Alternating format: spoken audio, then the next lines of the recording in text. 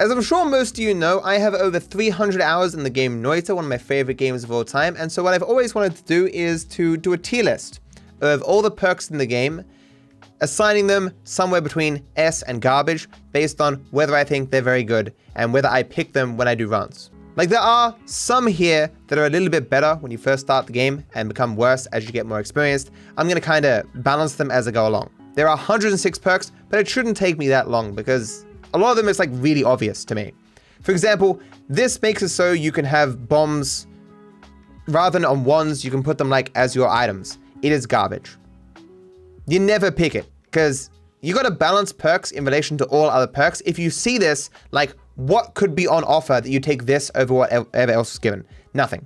Same with this, where you get like 80 health or something when you enter a new area, but especially when you first start playing, you heal yourself in the temple, and then when you move to the next area, you're already full HP, so you don't get the heal, and it just gets wasted. Sure, you do get healed when you go to small areas and stuff, and healing is pretty good, but it's not that great. Like, when you're first starting out, you don't really know how to use this to the fullest, and when you have more knowledge in the game, you don't need this kind of small healing. It's still decent, but I put it like a D, maybe a C. Like, the longer you play, the more knowledge you have, the less valuable this is, but it is healing, so we'll put it in C. You know, it has some use.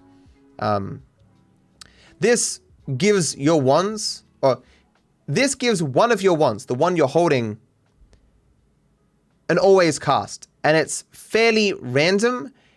And until the most recent patch, the one that's just come out in the beta, the selection of available spells was fairly limited. I don't know if that was a bug or not, but regardless, this was trash. Always casts on your wands are, you know, very hit or miss. There's a handful that are good, a handful that are bad, but when it's completely random, why would you want that? You know, if you got to pick an always cast, that's another thing, but no.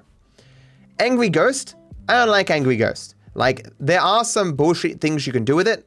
It's just a little ghost that sits behind you and copies spells, but little minions can like do damage to you, or they can blow up explosives near you and get you killed and stuff. So like, I don't want this. It is something used in the seeded speedrun to have him like spam black holes. Because if you use a very, very fast attacking wand, the Angry Ghost attacks whatever they have at that speed, so you can just spam black holes and like destroy the whole game. But it has some utility, so I can't say it's garbage, but it's pretty bad. Like, I don't want it.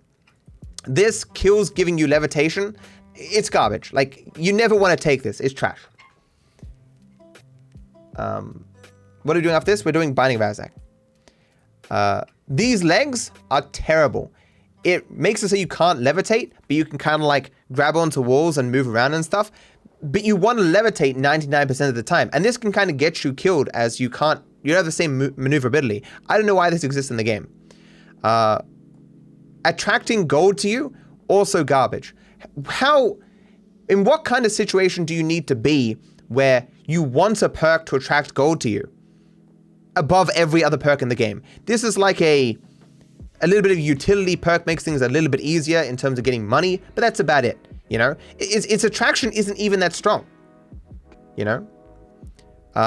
Bouncing spells, this has other negatives, right? I never picked this. Hold on. A projectile modifier that causes, where's the perk? Almost all of your spells bounce around. The perk will cause spells like Energy Orb and Magic Missile to no longer immediately detonate on impact with terrain. As a result, the digging potential becomes greatly hampered. Increase spell lifetime by 60 frames, 1 second, and makes them bounce 3 more times.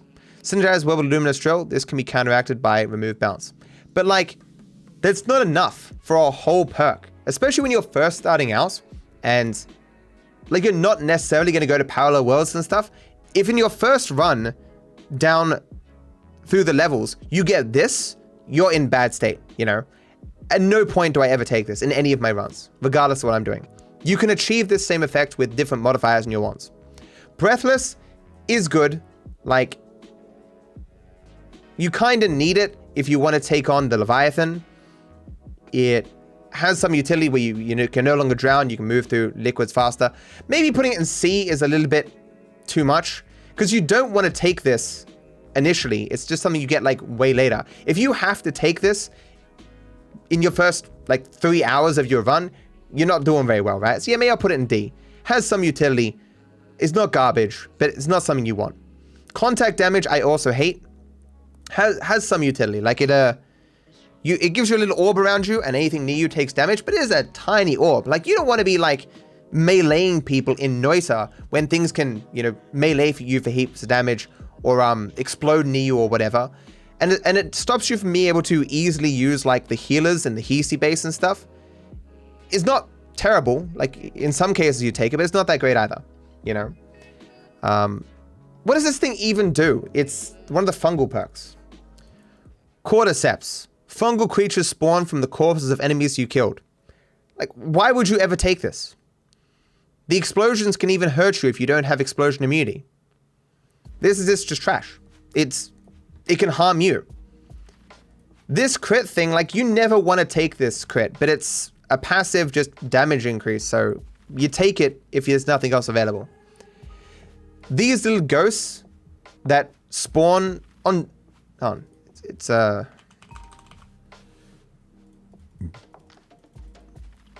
where's here you go. Mournful spirits. Dying creatures leave behind a spirit that deals damage in a small area. It wanders around randomly, dealing cursed damage to enemies that come into contact with it. While it is incapable of harming the player on its own, the enemies it kills still can. Like, why would you ever want this? It's garbage. You're giving up a whole perk to have little ghosts hang around. Why? I don't hate everything, just most things. Dissolve. What is it? Dissolve material? Is that what it's called? Yeah.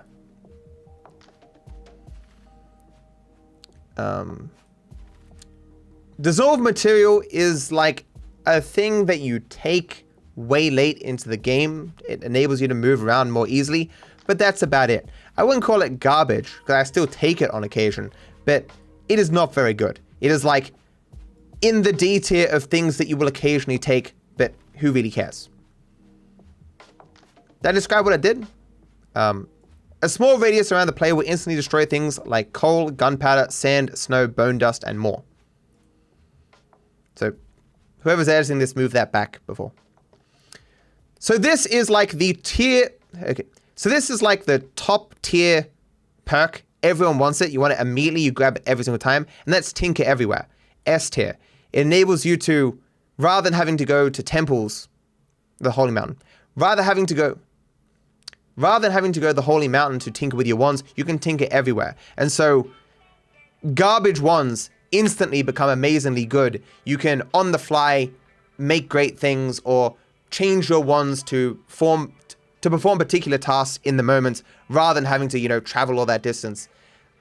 You instantly become powerful when you find a different wand, rather than later on down the line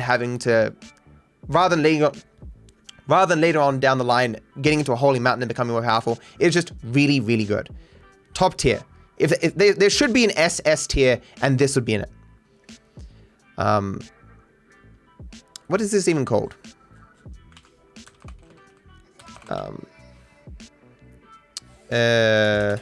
Shock or something? What is this called, chat?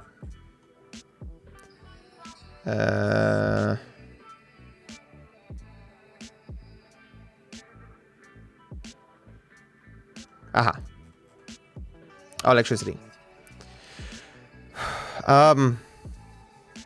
So this is electricity.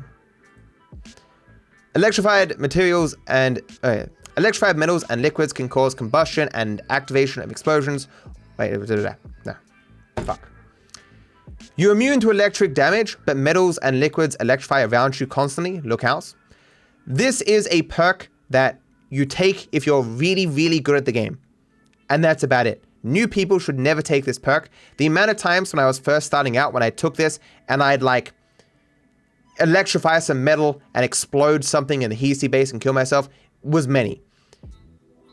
It gives you an immunity to something in the game, so that's good, and for that reason it goes into C, but it is, no, I'd even put it in B. Any immunity I'll put in B or higher. It's just when you're first starting out playing the game, this is really risky to have. Especially because there isn't that much lightning damage in the game. Lightning is very dangerous, but you're not running into it a heap. Especially when you first start playing. I play Haze for like 14 hours, yeah.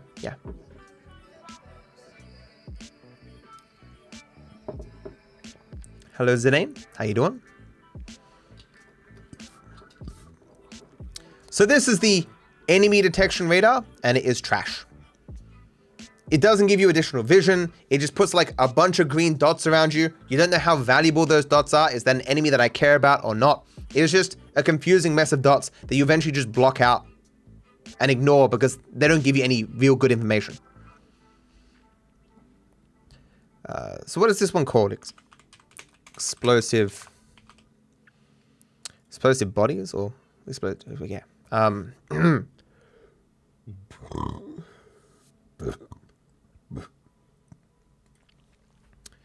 So this is explosive corpses. Am I in a good spot here? I am, right? Yeah.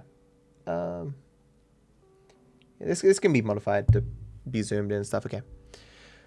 So this is explosive corpses. Like, I hate saying like. This explosive corpses. It's good. It gives you explosive immunity. It does mean that corpses of enemies will explode and like scatter gold or potentially destroy flasks or what have you, but being immune to explosives is just so goddamn valuable. I'm putting this in S. I know that there's a raw explosive immunity that's down here that's even better, but I will take this every time I see it. There are very few things I'd take over this, so I have to put it in S. The main ways you die in Noita, going from, 200 HP to nothing, is accidentally stepping on an explosive and it going pop. Especially when you first start playing. The downsides to this are nothing by comparison to the upsides. Hello, Zappo. I should use this wiki? Okay. Where are the perks?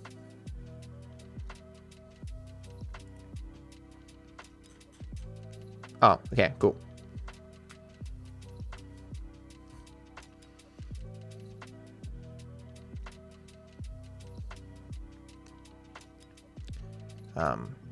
So this exploding gold is trash.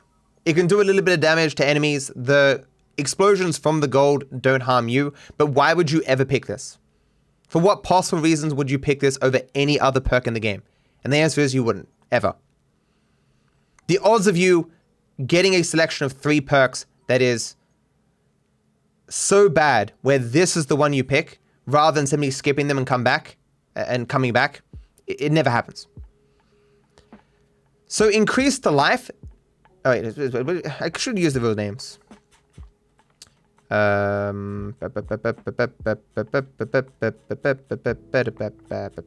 look up the real name every time, it'll be here forever. Health, HP. What's it called? It's a one-off increase to life.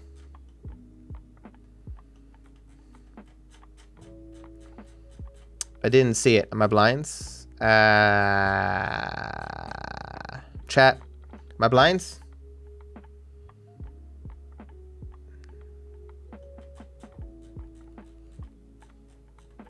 There we go. Okay. It's just called extra health. It is actually called that. Okay. So extra health isn't amazing. It's still pretty decent. Like if you have 100 health, it'll bump it up to 150 because it increases it by 50%. So if you have 2,000 health and you increase it, and you grab this, it increases it by 1,000. It's never a perk you really want early, but it's not a perk you hate to have. Any amount of health increase is a valuable thing, especially because the heals in the temple don't heal you for a specific amount, they heal you to full. So it basically buffs every full heal that is in the game, So put it in like B. Maybe A? No, because There are so many things you'd rather get than this. This is like the lowest tier of actually good, you know? This is knockback, right? Yeah.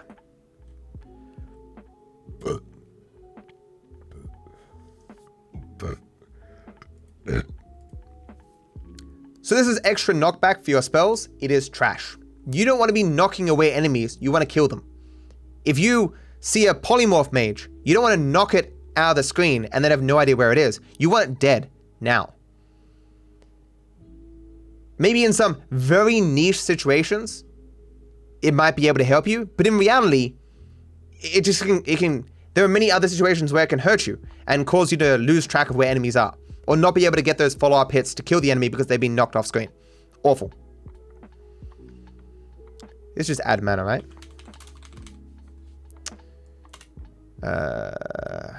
Oh yeah. So this is high mana, low capacity. I don't know why this exists in the game. Why would you ever want to give up capacity on your wand? You can add mana to it with, you know, the add mana spells, but there's no modifier that you can just put on your wand to give it more capacity. You have to get other perks for that. What is it even here? Yeah. Even though it does do mana recharge and max mana, the slots are usually more important. Maybe when you're less knowledgeable about wand building, perhaps, but no. This is not something anyone should ever be taking.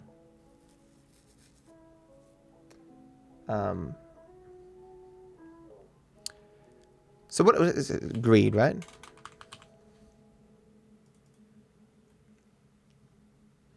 Okay.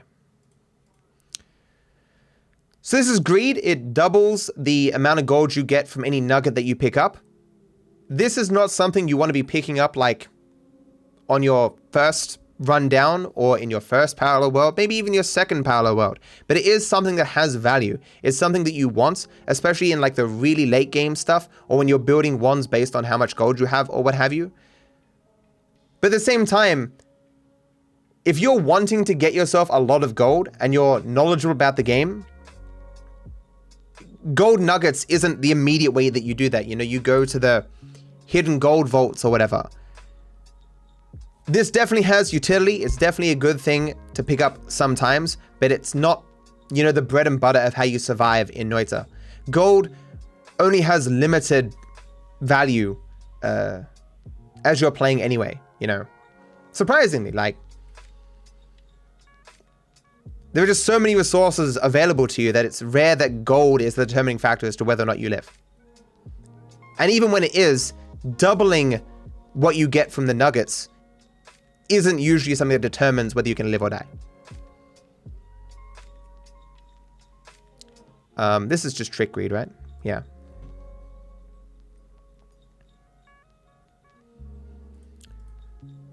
So trick greed is the same. Normally trick greed, when enemies die by accidents, they give 2 times the amount of gold. Now they give 4 times the amount of gold. Again, something you want very late game so you can farm like a ridiculous amount of gold for various different purposes. But early on, not really something that you want. Still has value though, and it is something that you generally do take in any run that you do where you go to parallel worlds, but not something you want in your first run down. Extra perk. This is something that has... So extra perk just means that you have another option when you get presented perks at the temple, and it's good, but not that great. Like, it takes the whole slot of one of your perks. So when you only have those initial 5 perks or whatever, and if you're giving one of those away for this extra slot, that's kind of pretty bad, right? You're reducing your amount of power substantially, but it does improve the quality of your other perks, which can often offset your loss of one perk. So it's definitely on C, especially because you're always taking this when you go really late game, when you're farming perks or whatever in parallel worlds. It's definitely, I might even put it in B, maybe. It's, yeah, because it does increase your power to a degree and survivability. It's just in such a marginal way. Yeah.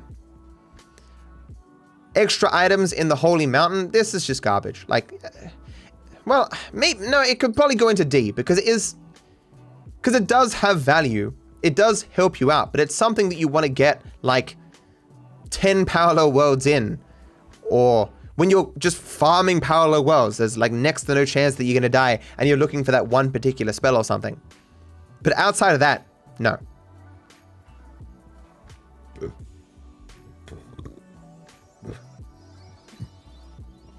So 1 capacity, right?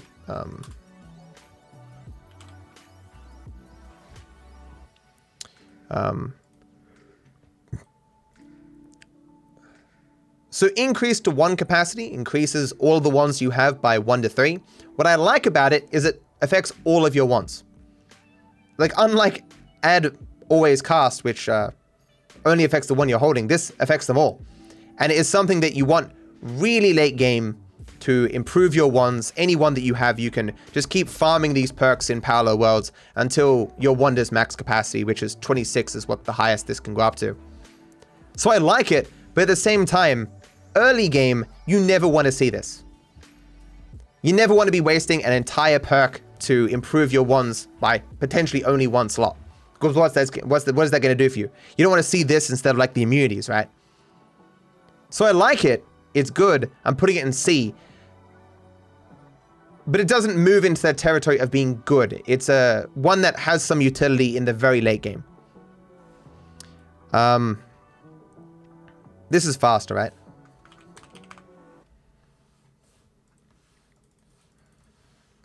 Yeah.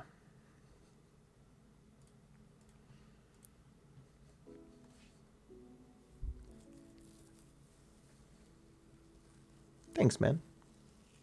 Hope you're doing well too. Thank you everyone who subbed, by the way. I know I've been bad at that. Thank you, Luke, Basata, Chung, Kug. You've been here for 61 months. I'm pretty sure you told me how to say your name, and I'm saying it wrong now. Whoops. I'm sorry, but thank you so much.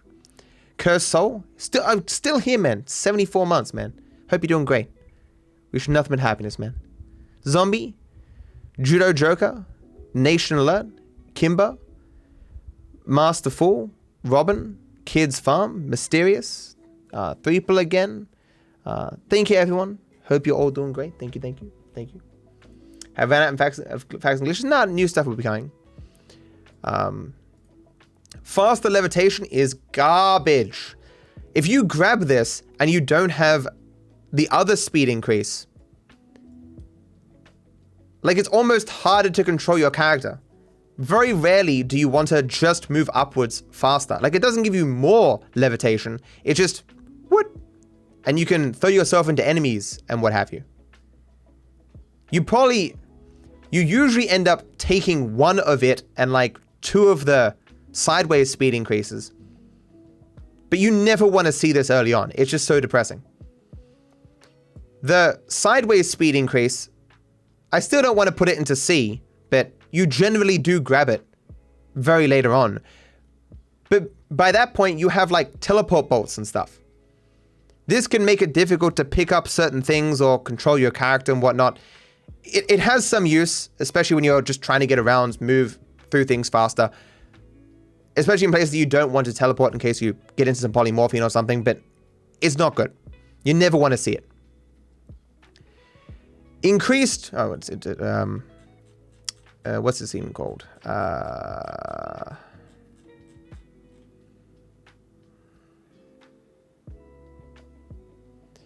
It's just faster ones, right? Yeah.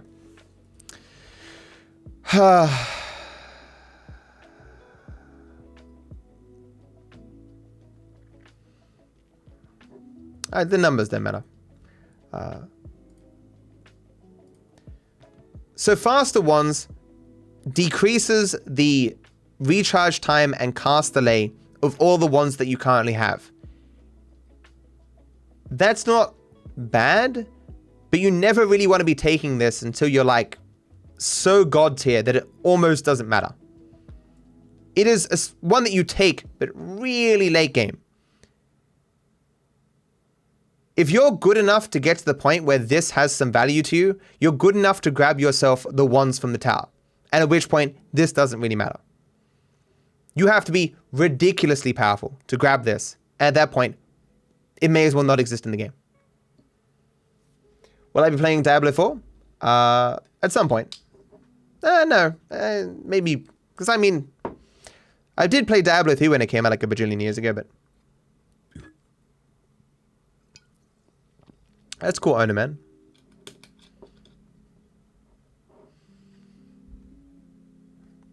What did I say? Will I eventually play Diablo 4? Eventually. Is there any difference? It's Dunk.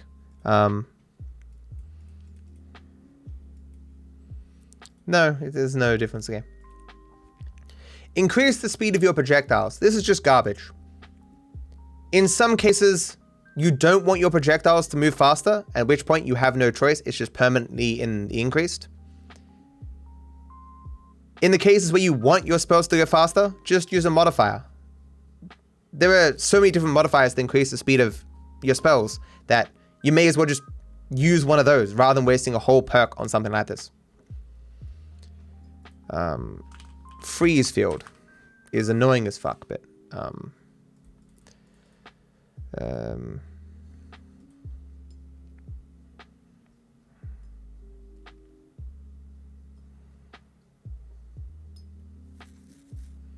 okay. So freeze field is kind of complicated to assess on this list because it does make you immune to fire. It does work well with stainless armor because it's harder for you to get stains because you just freeze stuff around you. But at the same time, like, you can freeze yourself in poison, or you can freeze yourself in some water and get killed by an enemy because you can't move fast enough. It makes it hard to drink certain substances that you want to drink.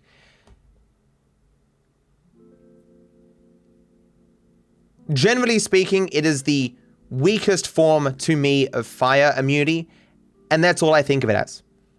Fire immunity with a lot of downsides. I don't usually like to take it. But it gives you an immunity, so I don't really want to put it lower than B. But like, the lowest of B, because it's not one that I usually take. And it has killed runs, especially when I was new to the game. This is one that new people to the game should probably avoid. But it is one that, if you're skilled enough and you know its downsides, you can use effectively. But when I say that, if you're skilled enough to be able to use Freezing Field, why would you not just wait for one of the other fire immunities that doesn't have the downsides of Freezing Field? Lost your VIP role after 5 years of inactivity? I did actually remove VIPs recently. People who hadn't spoken in a year. Which you were on the borderline, actually. There were 3 who were close to it. Why did you have VIP anyway? I couldn't remember. 3 to 3.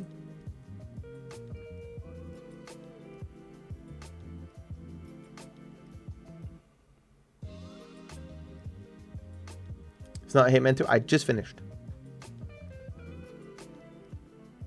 Thought about trying Factorio. Yeah, it always looked like a fairly appealing game to me, but I never got around to it. Guess I will never know. So what this fungus thing is...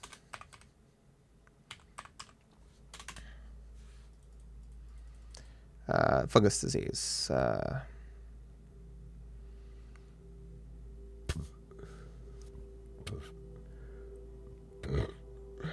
I don't know why this... Okay. I think it's pretty okay. So this is fungal disease. When enemies are nearby, you like sprout some fungus and it does some damage to enemies nearby. Garbage. Why would you ever take this over any other perk in the game? If you're wanting to do damage, you want to do it from like a distance with a wand, not sprouting off your body. We were friends on Steam before you unfriended everyone in 2019. So what you got VIP for being a friend? Oh, like when I was unfriending people, did I make them VIP as like an apology?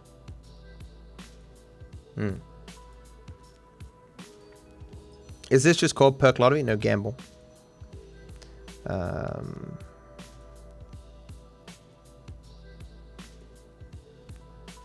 Okay. So this is just perk lottery, gives you 2 random perks, and that is pretty garbage. This is something you take out of desperation because there are no other good options. And it can often give you terrible things, like you can get yourself an always cast that ruins your wand, or it can lower the mana of, or it can lower the slots of your wand, or give you these goddamn terrible tentacles. Like, this can cause bad things and ruin your run.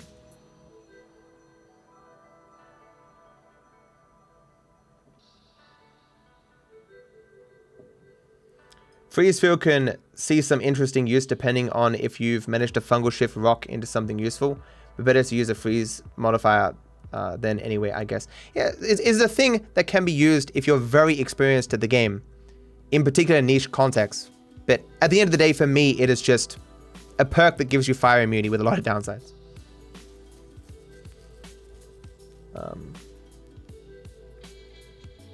Yellow.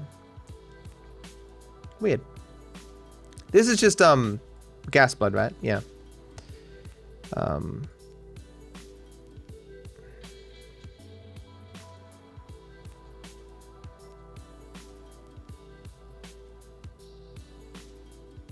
I actually didn't know that. Yeah, I never thought of it that way.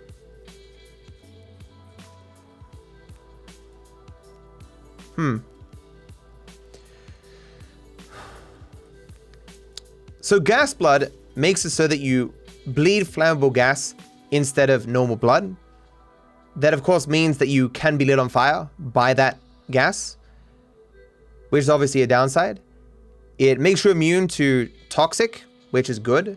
And apparently, which I just read now, it is a good thing for stainless armor. Stainless armor, by the way, being that when you don't have a stain on you, all damage against you is reduced by 50%. It is a very important perk in this game for doing very late game stuff.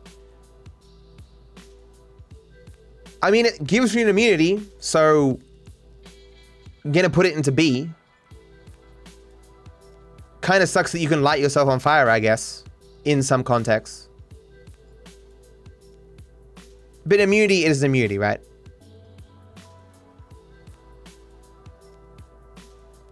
It frees you to fight immunity. Yeah. So I'm looking up just to make sure I'm not missing stuff. No, gas fire. Okay.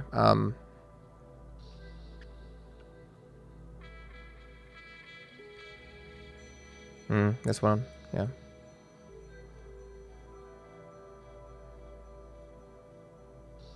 Okay.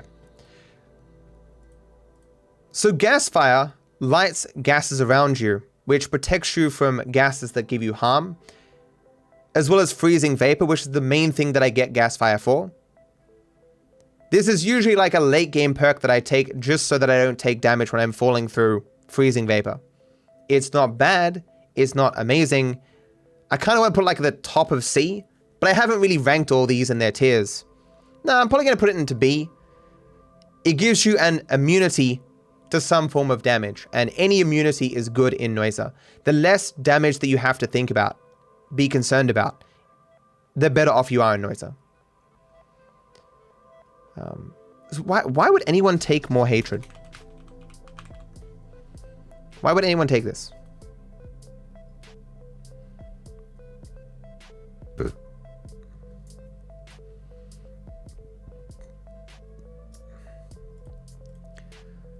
So more hatred is just garbage.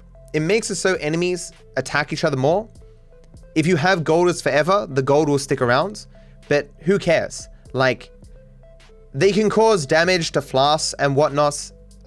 If you don't have golders forever, you're just losing all the gold. They already attack each other to a degree. Sure, it might clear out some enemies in the next biome, but at the end of the day, you're not wanting to waste a perk to have that small upside with potentials for downsides. Will this be on YouTube? Yes. How many months of playtime have you got in Noita? 300-ish.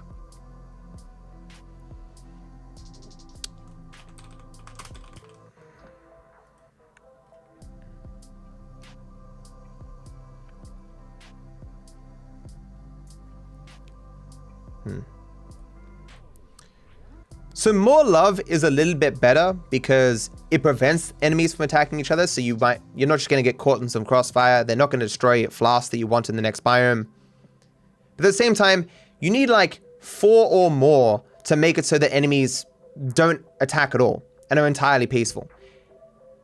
And that takes a long time to farm. You have to be god tier powerful to get to that point.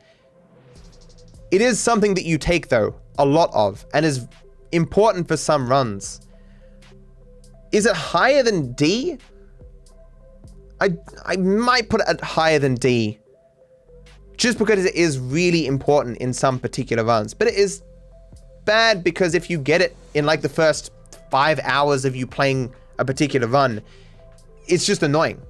You know?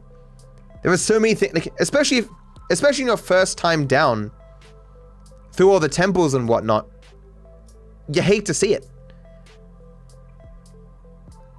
I'm still going to put it in C, I think, because that doesn't put it into the good category, but it puts it into the category of having utility in some contexts. If you have 4 more love and got polymorphed, enemies don't attack you. Yeah, it is protection against polymorph, yeah. 4 is so good in a god run, exactly. But you have to get up to that point to be in a god run. And any time before that, it's ultimately a hindrance to you getting to that point. Thanks, Logan, man. So, glass cannon is just 50 HP, right? 5 times damage.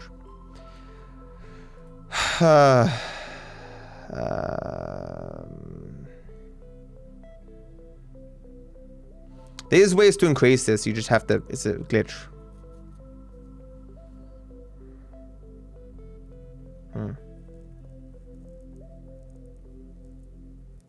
Yeah. So glass cannon increases your damage by 5 times, and it also increases your explosion it also increases your explosion radius. But the downside is that it caps your HP to 50, and so it's garbage. It is a meme thing that you take for funsies when you just want to blow stuff up and then die. It is not something you take in serious runs.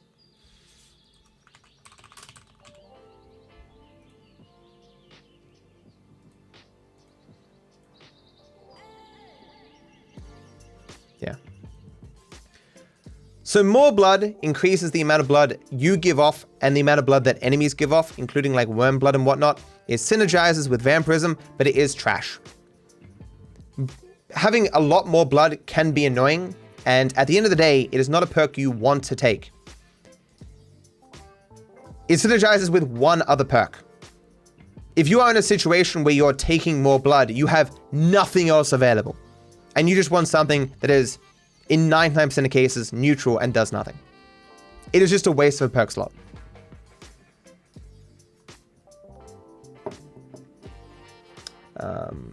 Are we going to watch the D&D movie? Probably not.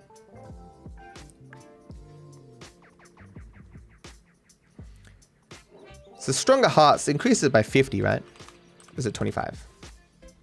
Increase HP game from...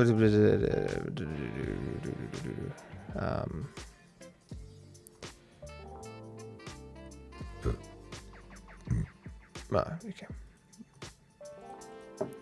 So stronger hearts increases the amount of max HP that you get from the hearts that you pick up as you're playing the game, you know, from chests and just random spawns. It is okay. It doesn't immediately make you stronger, and it takes quite a few hearts for it to really add up. Health is important, of course, but on your way down, you don't want to be wasting a perk slot on this. And if you're really good at the game, you know of other ways to get more HP, to heal yourself, to protect yourself more. Like, why would you take this over like an immunity?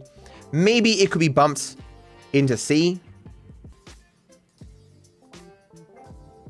Like, I would take this over every one of these perks in D, in every one of the perks in garbage. I would probably even take it over every one of these perks in C.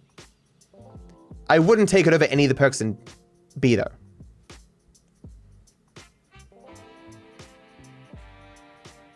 Yeah, so Poly sits in C. Oh, the fucking homunculus. I hate this dude. Don't even know how to spell it. It's homunculus. No. How do you spell homunculus, chat? Har? No. Hum? It's hum, right? No. Hom. Okay. So bad I don't even know how to spell it. Yeah. So homunculus give you a helpful little dude who follows you around and casts some spells. The main reason why you never take him and he's garbage is he can damage you in some context. He can also explode things and cause you to be damaged by those explosions. And he can also attack you when you get polymorphed. When you get polymorphed, like, you're at risk anyway. But there's a chance that you can live. If you have the homunculus, he will often kill you. I mean, there are some contexts where you want to intentionally polymorph yourself, like getting out of the holy mountain without damaging it. And having a homunculus just stops you from being able to do all those good things. So why would you take a perk that the vast majority of the times will just make your life worse? Is the camera too zoomed in? I had to replace my lens with a different lens because it's not here anymore. It broke. And I may have actually cropped this one in as well. Changing it now would probably be worse. Yeah, because this is cropped for the old lens.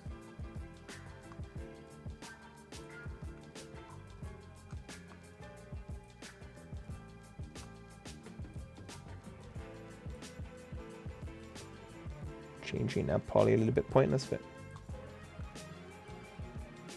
was it that bad for Hitman?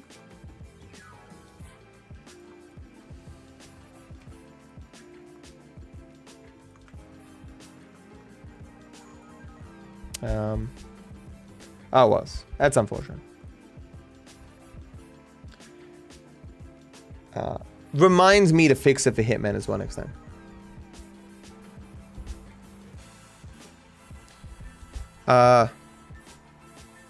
Stronger levitation increases the amount of levitation power that you have by 100%.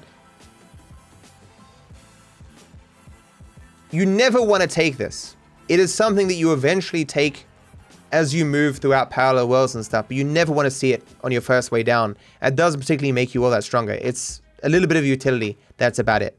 By the time you're taking this, you have teleport bolts, you're teleporting around and stuff. But it can prevent you from, say, accidentally falling into some polymorphine because you've got more levitation. You know, it gives you that small little barrier. It can protect you in some contexts, so it's worth having. You don't know why you're here? Me either, dude. Me either. I did play Hitman, yes. I need to know all the...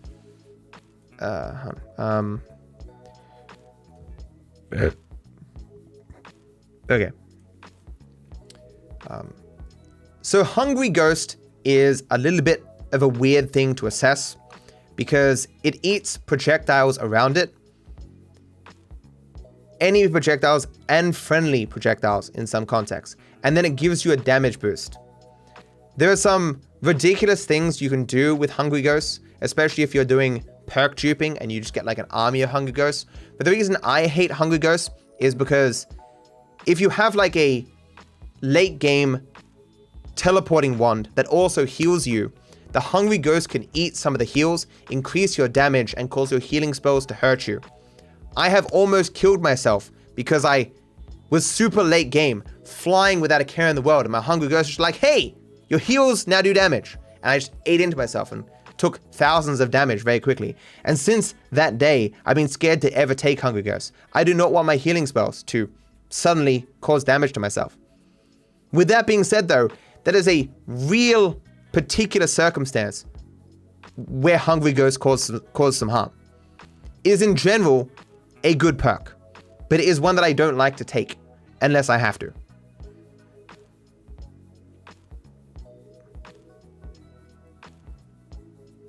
Like, it has to go into C because it has use. The downsides are very low.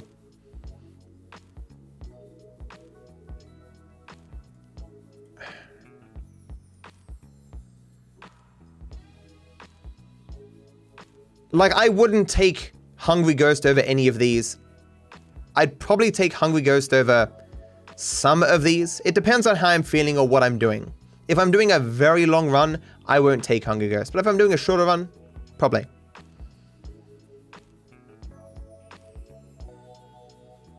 Okay.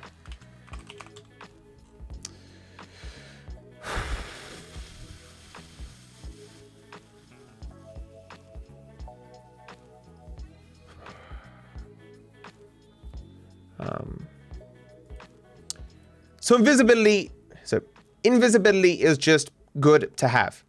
Certainly you lose invisibility if you have any stains on you, and sometimes it can be hard to drop stains. But if you have like repelling coat, yeah. But if you have like repelling cape where you drop off stains quicker, then it's even better. 2 of them makes you go invisible faster. Certainly you lose that invisibility when you attack and stuff, but sometimes you just want to travel through a biome without aggroing anyone, and in such context, it's very good. I maybe want to put it in A.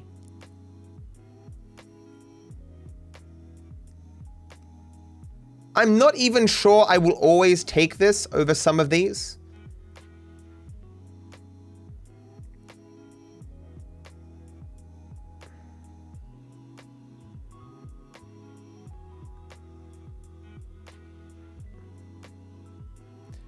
I kind of want to move the weaker immunities up here. I don't like freeze field. I don't like this either. I might move this up here because it gives you toxic immunity. I mean, toxic is not the worst thing though. It's not the thing you're most concerned about. I often forget this gives toxic immunity. It's why I don't take it as often as I probably should. Because it doesn't say that it gives you toxic immunity. Yeah, I'll move that up there. Yeah.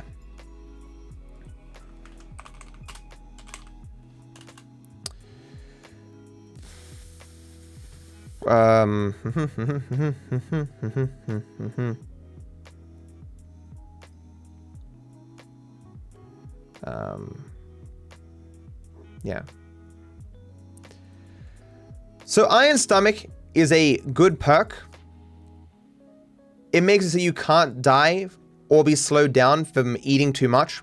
It makes it so you can drink hazardous substances and become immune to those substances. The one annoying part of that is it doesn't give you like a timer to say how long you're immune. So if you drink a bunch of polymorphine, it makes you immune to that particular type of polymorphine for some amount of time. I can't even remember how long it is. It's just like if I have a flask of polymorphine, I'll drink it when I have Iron Stomach just for the hell of it. If I think I'm going to get into a situation where I might drop into a pool. It also makes it so you can drink like a heap of concentrated mana, which gives more mana to your wands or what have you, and that has some benefit as well. It's definitely a very good perk. I don't really want to put it in A though. It obviously has synergy with Eat Your Vegetables, which makes so you do more damage depending upon how full you are. But this is not a perk I generally want to take on my first way down. It is a perk I take in Parallel Worlds. But there are many perks that I take ahead of it.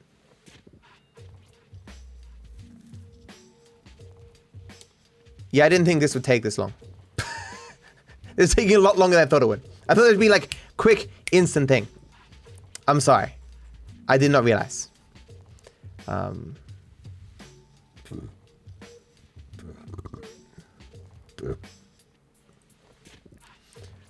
So, this is called, yeah. Kills to mana, you kill things, you get more mana, garbage. When you're building wands, you don't want to build a wand on the assumption you're going to be getting wands, on the assumption you're getting mana from kills. It's just too confusing to build around it. And in most cases will be completely irrelevant. Pinpoints.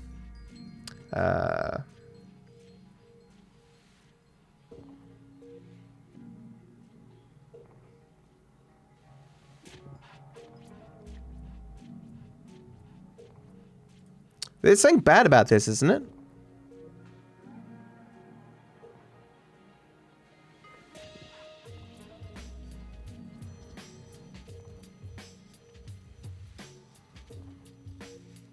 Isn't there a downside to Pinpointer? I swear there is.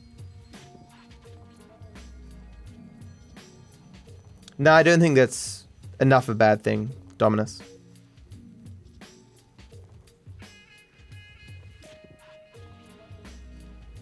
That's not really it. I thought I had a downside. I never take pinpointer. It apparently... your spells fly faster and have lower spread, and you have a handy sightline for aiming. I don't like the sightline. It looks ugly. It is clearly not a bad perk for those who want to take it, but I never take it. I mean, literally never.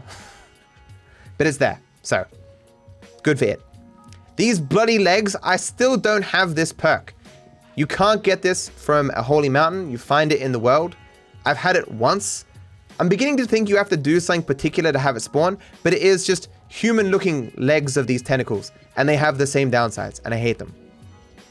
I've had this once before, but it didn't give me credit for the perk, and so in my perk table of progress, this is the only one I'm missing. Did they nerf this thing? This used to be good back in the day. It's still gonna say it's good now. I never used to take it, but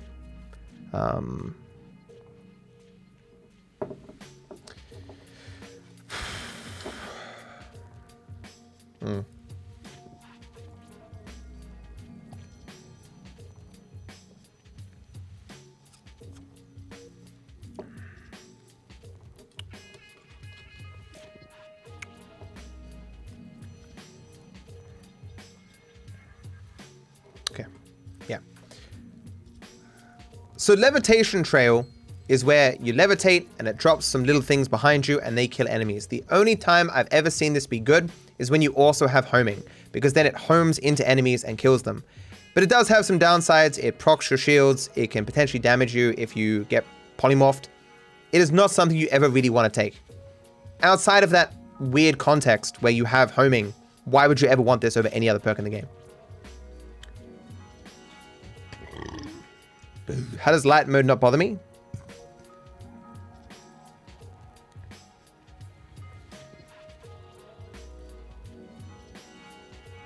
If I press... Well, it's too late now. I shouldn't have done light mode. I'm sorry.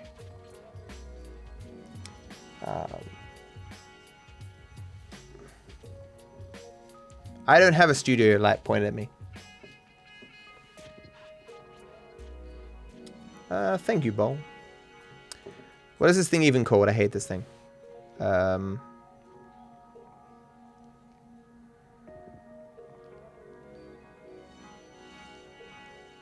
Yeah.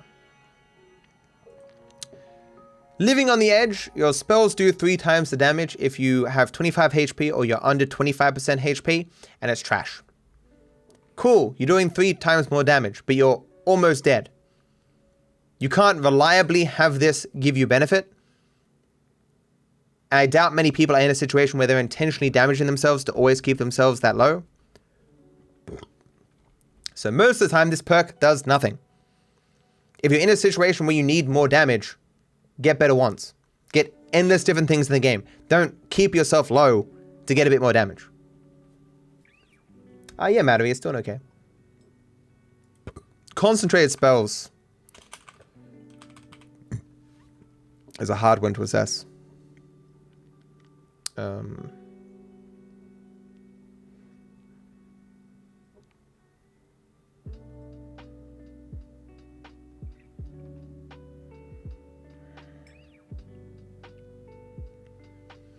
Okay, on.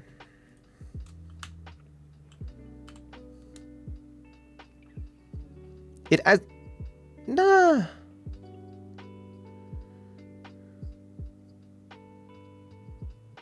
Because it adds it to everyone, right?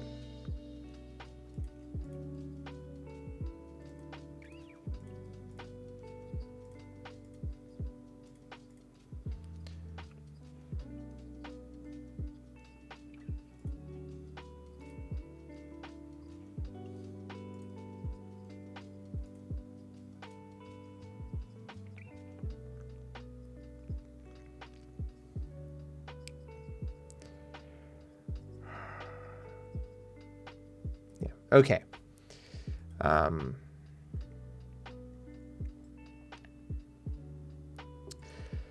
So I don't like concentrated spells because it increases cast delay, increases recoil, but the main benefit is that it increases damage for each of the projectiles.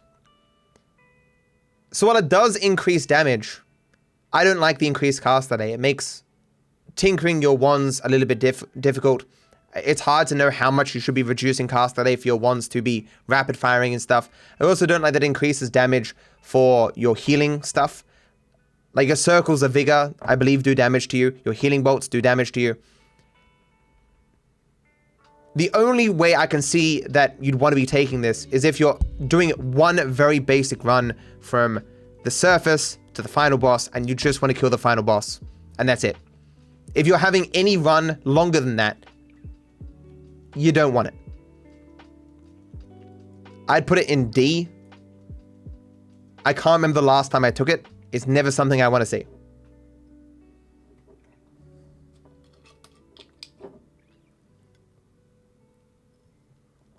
This is just recoil, right? Low recoil. Yeah. Low recoil, your spells do less recoil, so you don't get thrown away as much, but the spells move slower. Garbage. Why would you ever want this? Certainly, the recoil dampener modifier is a little bit rare, but it exists in the game and just removes all recoil. Why would you ever take this perk over like any other perk in the game, basically? It isn't that this couldn't be useful in some contexts, but generally speaking, you want your spells to go faster, not slower. This little Lukey thing, what's it called? I hate this thing. What's his name? The Lukey minion.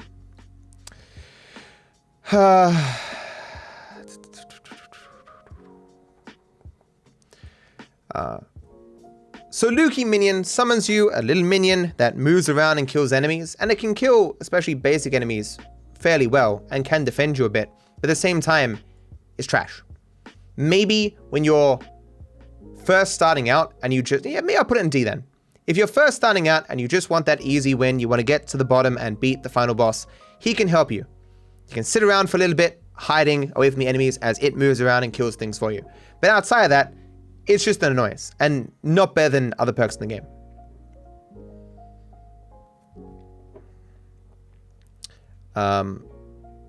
This is Holy Mountain Radar, right?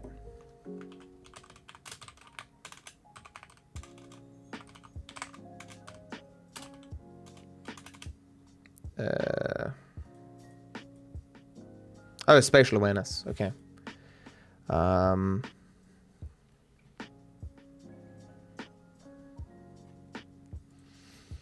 So spatial awareness makes it so that when you stand still, it shows you some of the major features on the map. A very basic map that if you're new to the game, you probably wouldn't understand. But if you're not new to the game, why are you not just opening up a wiki with a map? Like, I can't imagine the sort of person who would play with, like, no information to the degree that by the time they would understand spatial awareness and what it shows, that they wouldn't just know where to go anyway. It's not a terrible perk in that it can be helpful mildly in some contexts, but in general, it's garbage. Although, it isn't available at the Holy Mountain, right? Yeah. So, okay, it's not available at the Holy Mountain, so I won't put it in garbage because it doesn't take the slot of other perks. You find it out in the world. So it does have some use, so I'll put it in D.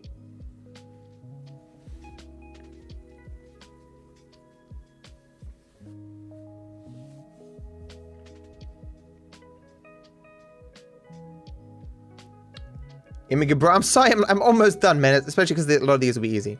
What's this thing called again? Yeah.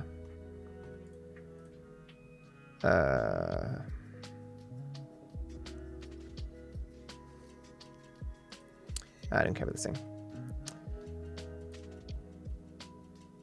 I'm going to say this wrong, but summon Skade Kvivi. Gives you an item that makes it so you can do like a super plasma beam that goes from the surface to wherever you are, making a thing that you can fly up, I guess, to the surface. Garbage. Well, maybe I suppose for some achievements you would want to do this to make it easy to get to the surface. But I mean, if you're going for achievements, why would you not have black holes at that point?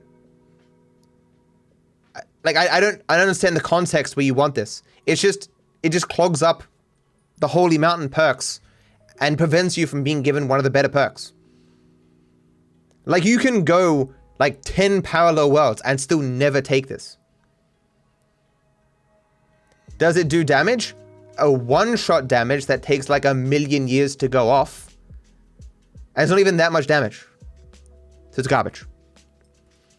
Don't know what this fungus is called. Fungus colony.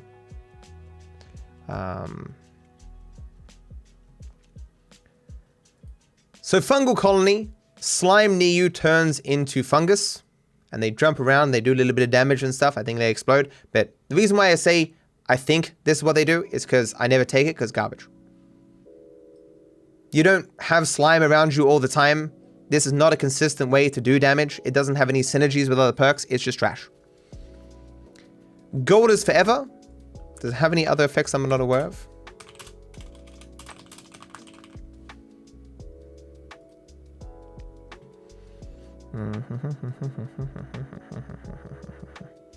No, okay. Gold is forever makes it so that gold doesn't disappear, even gold that appears because the enemies kill each other before you even arrive. It does cause lag and stuff if there's too much gold in the world, and it is usually something that you take if you're farming gold, but at the same time, like, it's not that great. It is a perk you take in some particular context, but it doesn't immediately make you stronger. It doesn't even necessarily get you much more gold. It's a thing you take sometimes. It is not a completely useless perk. It is okay, but it's not something you want to see on your first time down through the Holy Mountains down to the final boss. And it isn't even something you want to get in your first maybe couple of parallel worlds. It's something like 5 hours into a run that you get because you want to farm infinite gold or something. I hate this veggies thing.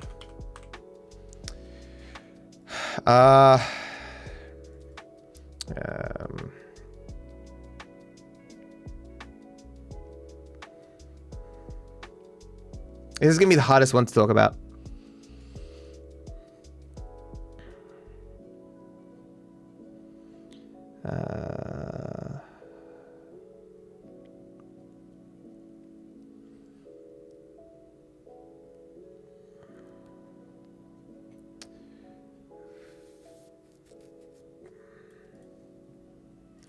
Okay.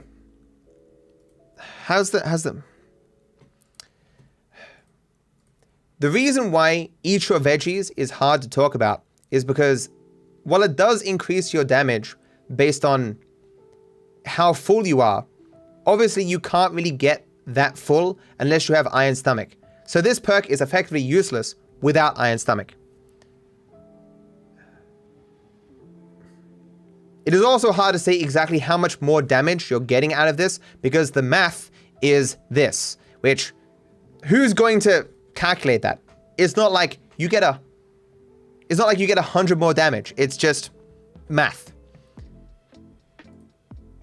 You also start to lose HP when you aren't sufficiently satiated, and it's a lot of HP you lose. And the screen flashes like wood, wood, wood, wood, wood, and it's really annoying. It does spawn you a potion that gives you a heal. That's an upside. A downside is water no longer satiates you, so you can't just drink a bunch of water. And if you have vampirism, blood doesn't satiate you either. If you have Iron Stomach, you can be satiated by like slime and various toxic substances and stuff. But it's so confusing. I don't want to give it a high ranking here. Like, if I'm in a situation where I'm getting this perk, I'm already so strong that I don't need the damage. If you are new to the game, you take this perk and you ruin your run. You get confused. You can't get satiated. You're like, why am I dying? Why am I losing HP? If you're a veteran, why are you taking this? There's like 917 different ways to become stronger.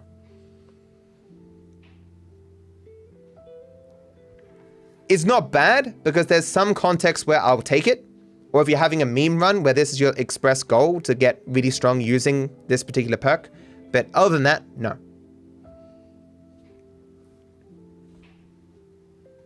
Is no one here? No one's here, dude. This is recoil, right?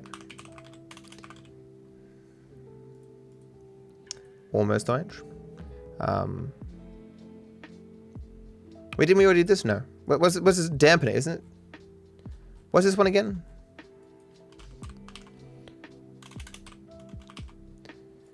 Oh, is this no knockback? Which one is this, chat? Yeah. Yeah. Momentarily slipped my mind. No more knockback is effectively an immunity.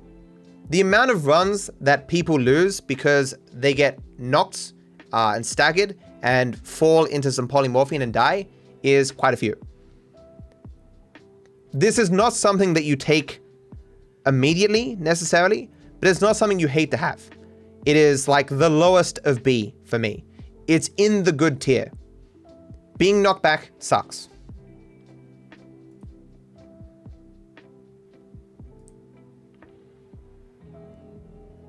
It shouldn't just be called no knockback. It should be called no getting hit out of the air.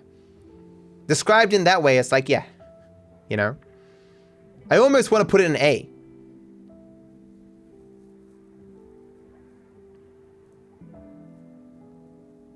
But it's not normally getting knocked out of the air that causes me to die. Unless there's polymorphine under me. It's usually something else. But a lot of the times, you do die from being knocked out of the air. Can I have a shout out to your cat? Shout out to Acid Arcanus cat. Is there any...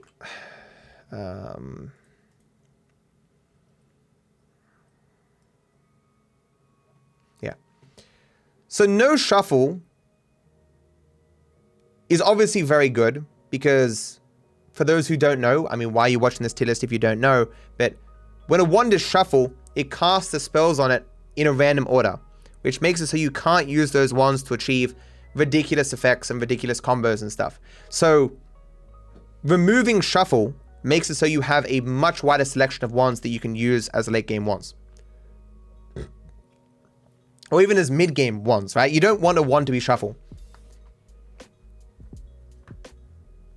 At the same time, if you already have a good wand, it does nothing.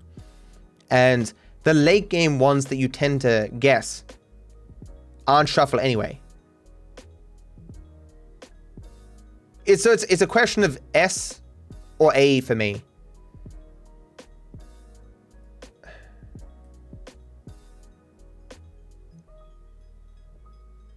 It has to go into S.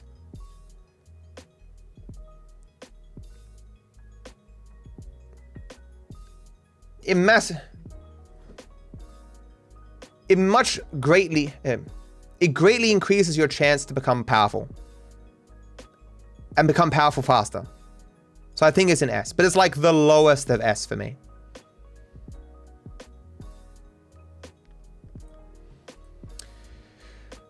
This is no one tinkering, right?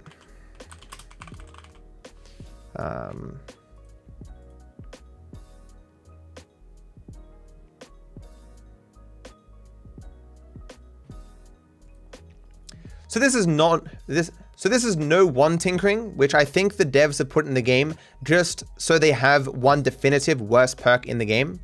All it does is give it so enemies have a 6% chance to drop blood money, which heals you a little bit. A 6% chance. But its negative is that you can't tinker with your wands. Ever. Anywhere. Why would you put this in the game? Like, one tinkering is the main thing that you want to do that makes you stronger. It's like Noita's thing. Noita isn't Noita without one tinkering. This is like a meme. I was about to say, they even buffed it in the current beta version.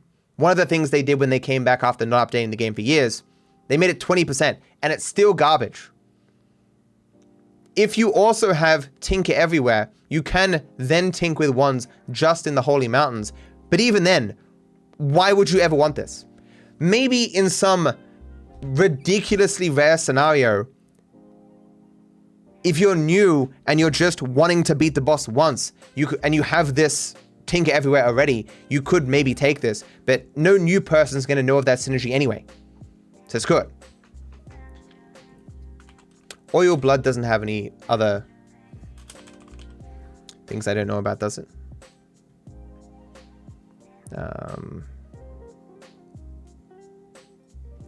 Yeah. So Oil Blood makes it so that you bleed oil, but its main thing it does is it makes you immune to fire. I like it. Fire immunity is great. The downside of bleeding oil is not significant enough that it should go into A or something. It's definitely S. It's just a great immunity. I keep wanting to look back here just to make sure there isn't some small little bit of information that I don't know.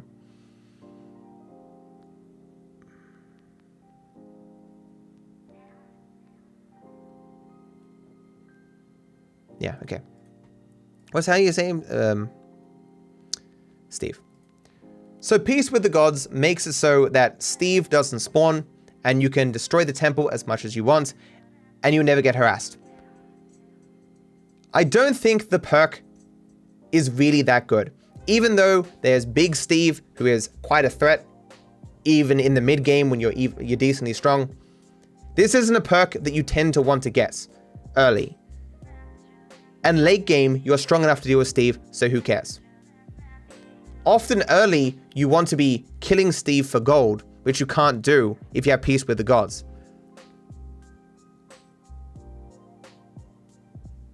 Although sometimes really early, you might say have a black hole or a luminous drill, and that's the only way to get out of the Holy Mountain without destroying it, so that you can maintain your ability to tinker with your wands. At that point, you could take Peace with the Gods and then, you know, destroy your way out without being destroyed by Steve. Because at that point, you'd be too weak to be able to take him on. But I mean, if you're at that level of understanding, you probably know that you can just kill Steve with the statue. Like, it's a perk that you take in some contexts. It's not garbage, but it's just not very good. Am I the witness protection guy? That's me. Happy birthday, Marcus. No new username at these two combined make it so you can tinker in the Holy Mountain. That's it. So perk lottery is just the 50%, right?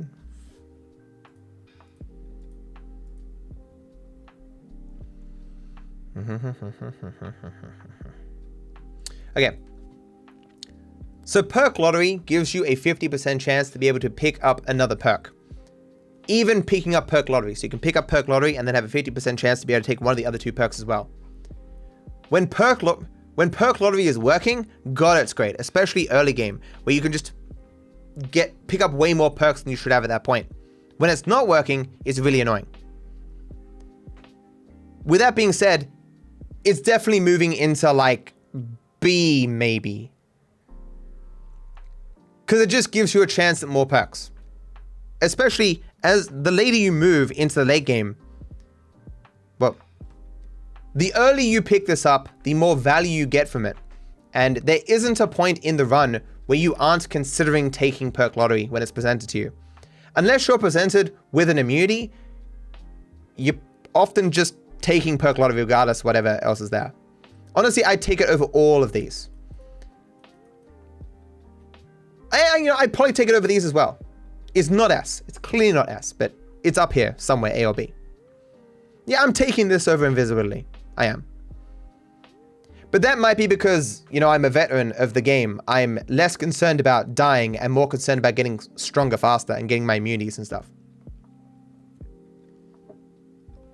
B, S, S, S tier? Nah. Why would you ever take immunity to explosions or better wands or tinkering everywhere or immunity to fire.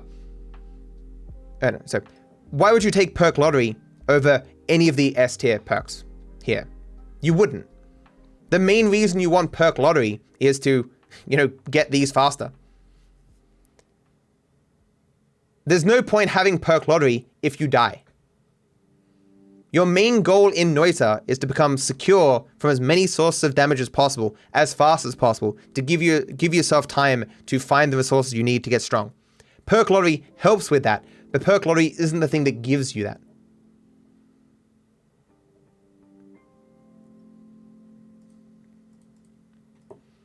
This laser eyesight has a downside. I can't remember what it is though. What's called what beam? Yeah. Your spells fire slower.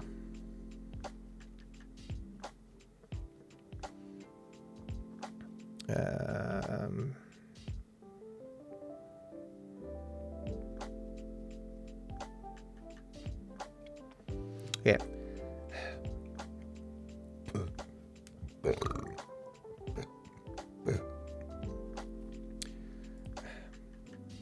So personal plasma beam is not something I ever want to take. It does have some utility because it's a laser coming out of your face that does a decent amount of damage.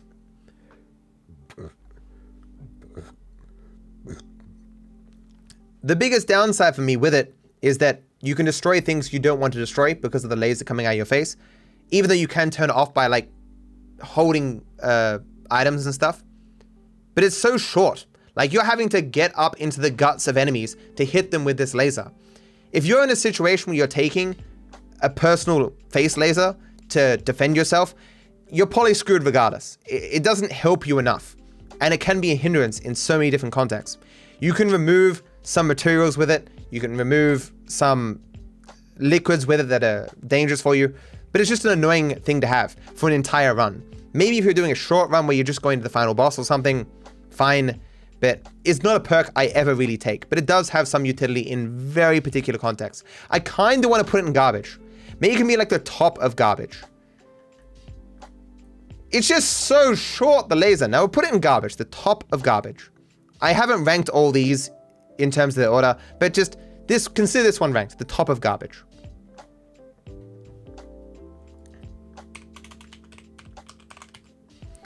Phasing's weird for me.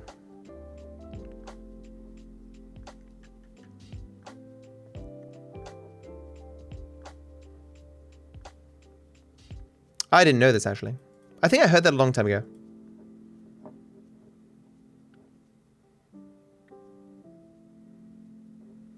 Oh, no, I did know that. Yeah, yeah. That's why I don't take it. I could only remember that I don't take phasing, and I couldn't remember why. Okay.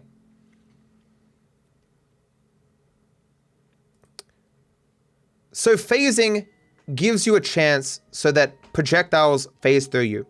It depends on how fast they are. If they're fast, they have a higher chance of phasing through you and not doing damage. If they're slow, they don't have as much of a chance. The main reason you never take it is it increases damage that you take from projectiles and explosions by 33%. I have so long spent not taking phasing that I forgot why I don't take it. I had to look it up to see here that it has a hidden stat that increases that damage to you. It is trash.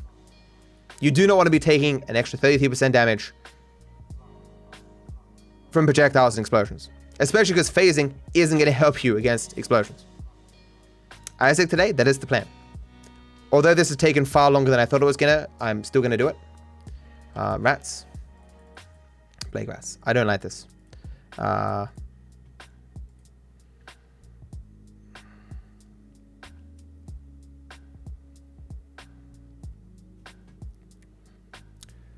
So plague rats makes it so that dying enemies release rats that help you, they're your friends, and rats that normally exist in the world do not attempt to attack you.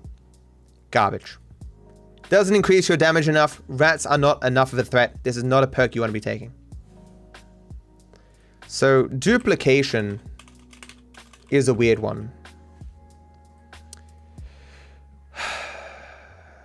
Yeah. But,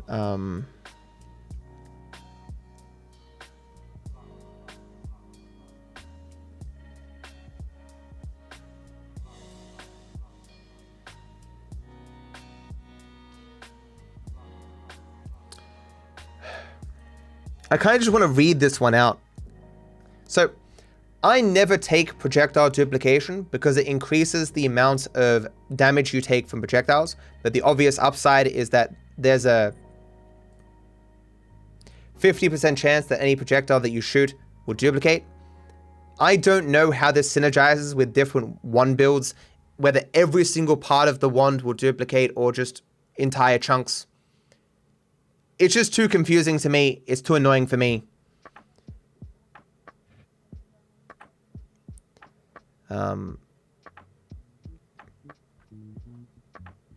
Like the explanation here, triggers are sometimes ignored. It's just too annoying. I'm sure other people take this, but I consider this to be garbage because I don't want extra damage ever. Like, but I know this makes you stronger, but it's like, if you're at a point where you can use projectile duplication effectively, you can one build to make yourself stronger without it. You know? You have unlimited spells, crit plus, and unlimited spells in my... Wait. You wrote unlimited spells twice. Well, unlimited spells.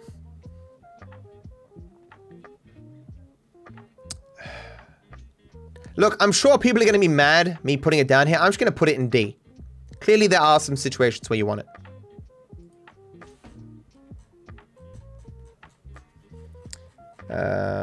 Where's this one?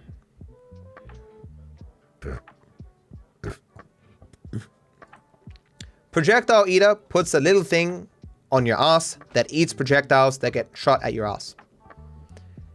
The annoying thing is this can cause your own spells to disappear like black holes and stuff, but it is some form of defense. You know, you can't get shot in the back by a polymorph shot, you know? I'm going to put it in C. It's not one that I tend to want to have, but I would take it above most of these here. Maybe not Stronger Hearts. But I wouldn't take it above any of these.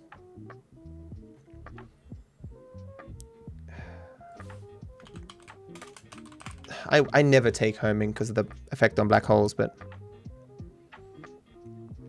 yeah. So homing makes it so that your spells home towards enemies slightly. I never take it because when I'm digging around with black holes and I want to go in a perfect straight line, I don't want my black holes flying off and going towards some enemy or something. When I'm trying to shoot an enemy further away from me, I don't want my shots curving off and attacking an enemy closer to me. If I'm shooting at something, I want it to be attacking that thing, not something else. I have been in situations early on when I first started playing where I would take homing and I would shoot at one guy, my shots would fly off and I'd be shot by the guy I was trying to shoot and I'd die. And that's just ridiculously annoying. It is useful. There are some cases where you would want to take it, but like I don't want to call it garbage, but it's something that I take exceptionally rarely. In like the rarest of contexts.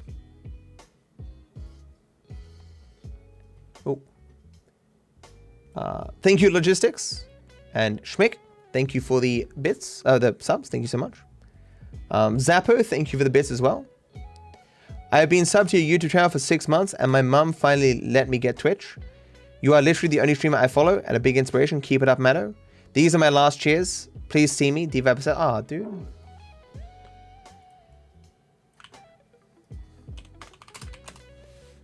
Are you still here, Zappo?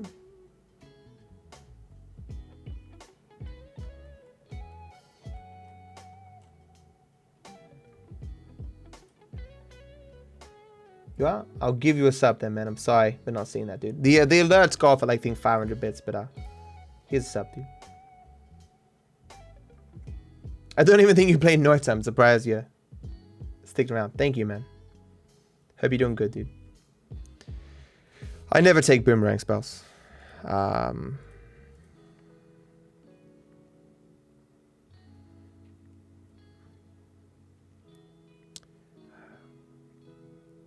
Boomerang spells, your spells arc towards you but gain additional speed and damage. Garbage. if you want to boomerang your spells, use one of the modifiers. There is clearly only some context that you want your spells to curve towards you, and having it all the time and not being able to stop it ever is obviously not good. The damage boost is short. The damage boost is good in short runs, I think. And they will be short runs because you'll die. You know? Boomerang spell is a good way to die and guarantee you have a short run.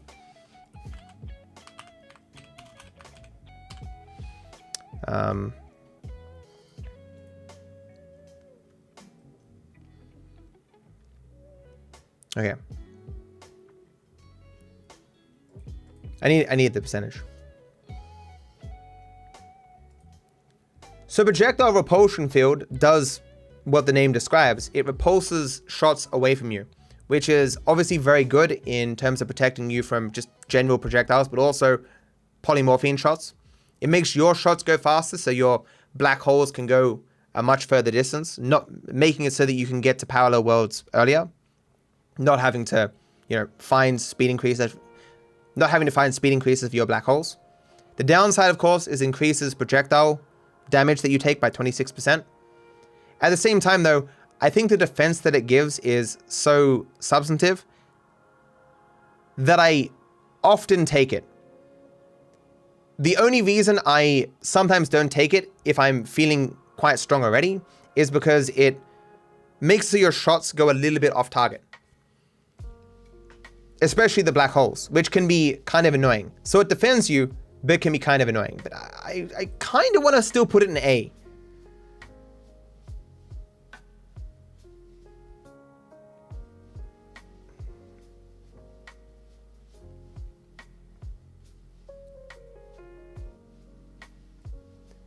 Yeah, I might even take it above these as well. I don't want to order them, but yeah, I think it's an A. Any eyes at this stream? I plan to when I finish this. Almost there. A lot of these will go very quickly.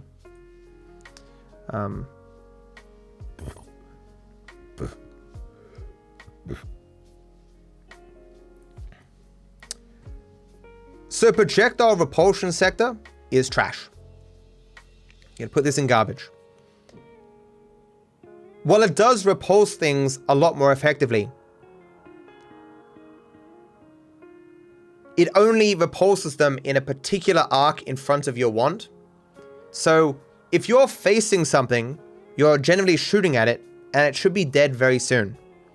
The things that tend to hit you are stuff that hits you like in the back or something, or from the side or whatever, not in a small little radius in front of you. I can't imagine what context I would be in where I'm taking this perk. It does defend you in a tiny way, but effectively every other perk here is more valuable. Well, I mean, looking at D, if you forced me to take a perk, some of these in D I would... Well, some of these in D what am I saying? I would take this small repulsion field over some of these perks in D. So I guess it should belong in D rather than garbage.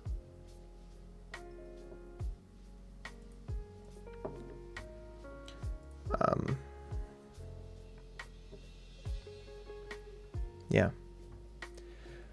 Projectile slower is somewhat annoying. Okay. Projectile slower gives you a barrier that slows projectiles around you, but it does it in quite a huge radius.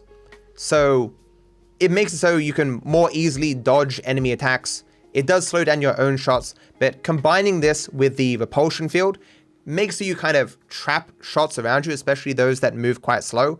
So it has some defense for you. It does make it hard if you have a slow-moving wand to... Oh, it does make it hard if you're shooting slow-moving projectiles to hit your enemies reliably, but I still think it's quite good. It isn't on the same level as the repulsion field, but it should go into B, I think. It's definitely on the good tier, but not that great.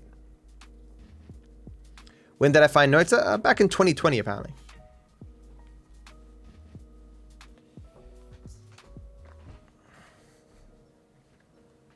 You'd pick Repulsion Field over Greed? It depends where you are at in the game, really.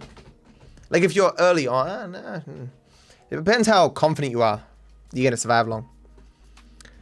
So as far as the immunities are concerned, lightning immunity is obviously quite good, but there's not that much lightning damage in the game. Explosive immunity is goddamn amazing. Thank you, Super Rascal. Because explosion damage is some of the most dangerous damage in the game. I don't know if I would take it. I'm not... Screw ranking them individually. Just go with the tiers. Fire immunity is good. There's no downsides. Melee immunity is also amazing. Toxic immunity, also amazing. The only reason I'm questioning whether I want lightning here... No, and even toxic immunity should go to A. Because toxic and lightning aren't that ubiquitous. They exist in the game, they do damage, you do want to be immune to them. But if you see these immunities, you're like, damn, why couldn't it be melee immunity? Why couldn't it be fire immunity? Why couldn't it be explosion immunity? Because these bits of damage are goddamn everywhere. Having melee immunity makes it so some bosses are entirely trivial. You know? Like, it makes so you can kill the dragon very reliably and get that early game wand and health increase. These immunities just don't compare to a lot here. Like, there's no way you're taking one of these immunities above Tinker Everywhere, for example. Fire and Toxic is the easiest way to lose a lot of health. Yes, but generally speaking, that's late game. Early game, you're losing HP to fire all the goddamn time. Early game, you're not going into Toxic that often. But late game, because you have, 1,000 HP, and these damages are based off percentage of max HP, you're losing HP very fast. So it becomes quite annoying. But Toxic isn't that big of a deal early game.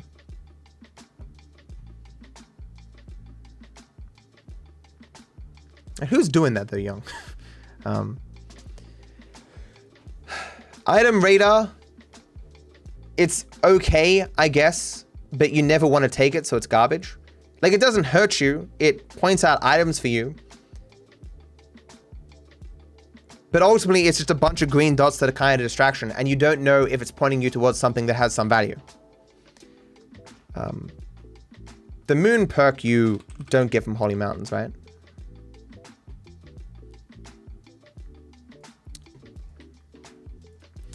So the moon perk you don't get from Holy Mountains. It just points out where the moon is, which helps for some achievements. And so for that reason, it will go in D. It's not garbage. Honestly, I almost want to put it... I might put it in C. Because you take it if you happen to be in the area and there's no downsides to doing so. It's just neat. Item radar points out hearts. This is big for a lot of players. I don't think the perk, though, is worth that. Like, when are you taking this ahead of any of these other perks?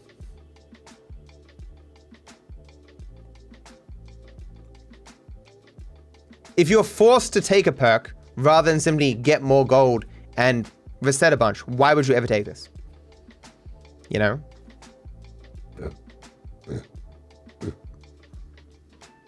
Is there any downsides to the vision? I never know of any, but see here.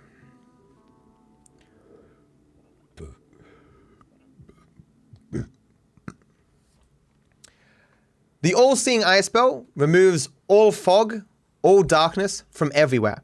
Even in places where the spell version doesn't work, it'll even override biome modifiers, like the one that makes everything dark. It is really, really good. Vision, as it turns out, is like top tier. It's not S, but being able to see stuff is obviously very good. You can see projectiles coming at you. You can see enemies off screen.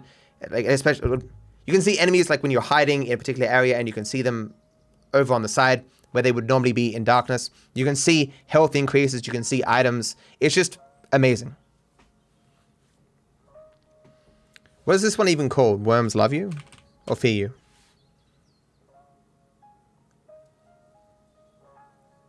Oh, there was extra 1 capacity at some point? Potion capacity? Wish that it still existed. Feared by worms.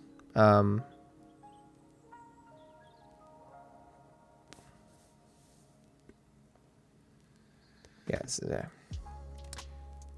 Feared by worms. Worms are not that much of a threat unless you're really bad at the game. And if you're really bad at the game, you want to have a perk that defends you, not a perk that simply makes so one particular enemy makes... Not to make it so one particular enemy runs away from you. That's not good enough. It's a little, tiny little bit of defense in exchange for a perk, which is huge. Matt was scared of worms when he first played. Everyone is scared of the worms when you first play. Still doesn't make the perk good.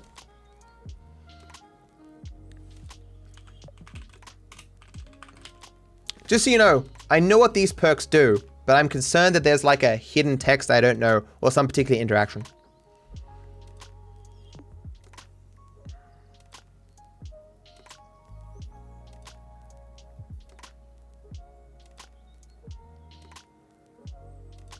Yeah.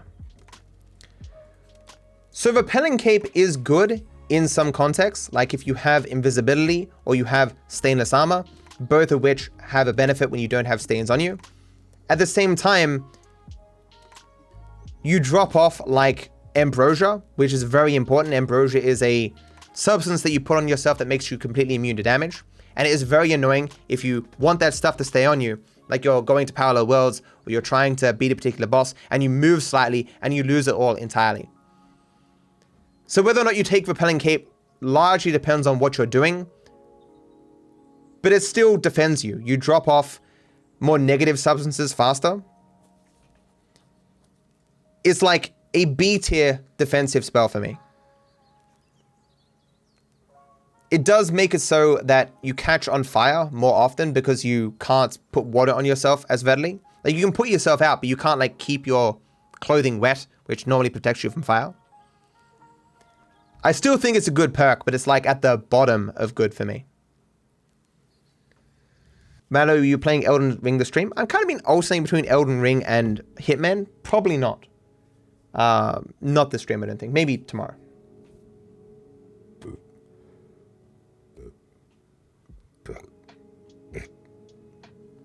Thanks, Charlie, man. See, I'm always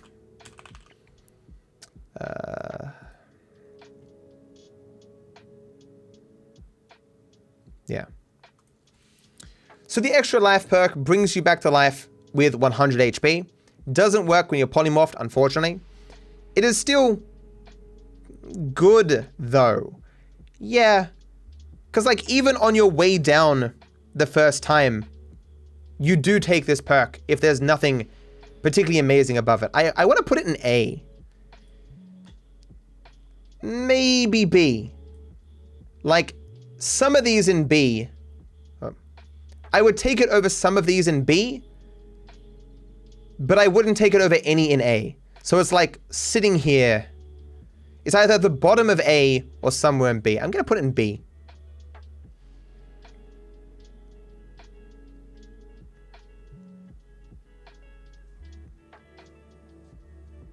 Because it doesn't put you into a safe spot. If you're getting your ass beat by something and you come back with 100 life, you're probably still going to get your ass beat, right? But it can save you from like explosions and stuff. It's good early game. It's good late game. It is definitely a good perk. I'm going to put an A. But then it makes me be like, why am I not putting this in A? Well, I guess because lightning can kill you. Yeah, we'll put it in A. When will this be on YouTube? Who knows? A million years from now. I just always wanted to do this.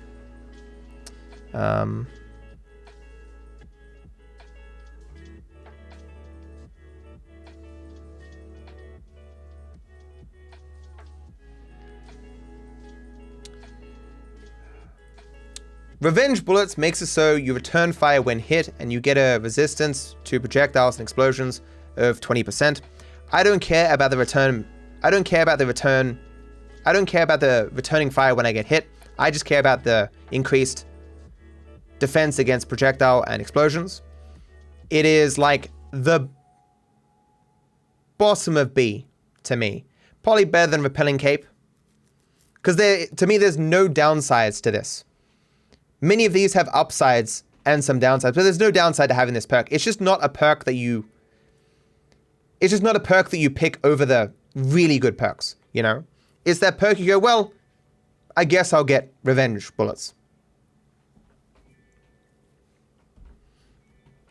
This is just revenge explosions, right? Yeah.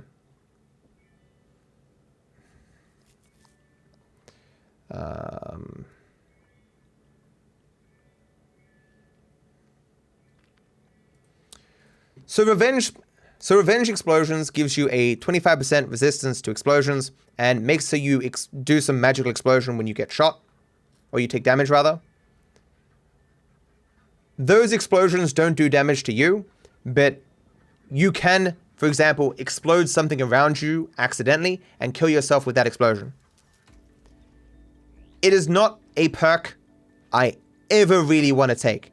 You would have to put a gun to my head and say, you must take a perk for me to take this. It has some utility, mainly for that 25% explosion resistance, but no, I'm going to put it in garbage. Like, I never take this. If I see it, I will go, I'm going to get some gold and do a reroll. Because why would I take this?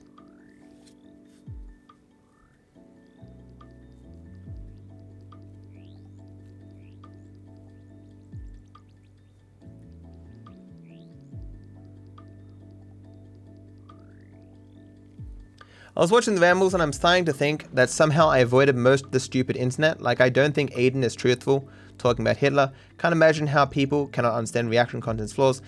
And I just have so much hope for this world. And I had avoided these stupid people and now I am confused.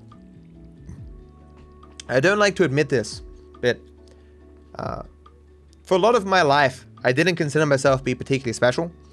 I would rationalize my own achievements. I would explain away people's, speaking of my intelligence positively, any achievement I did was because of, happenstance, not because of something about myself.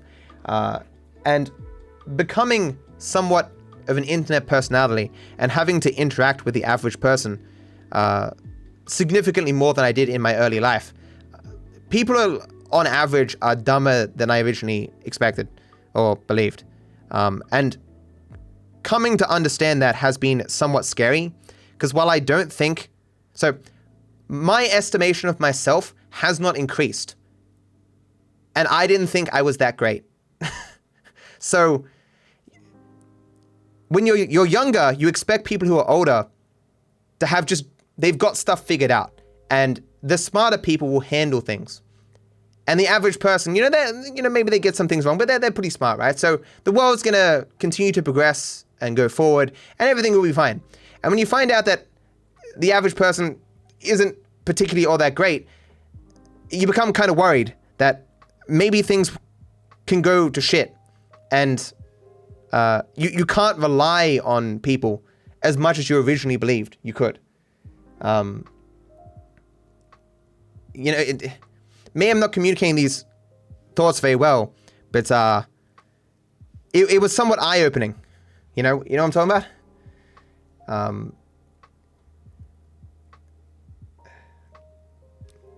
If I am a smart person and I have some responsibility to try and make the world better, the world is screwed. If there is a standard of being intelligent where I meet it, the world must suck beyond reason.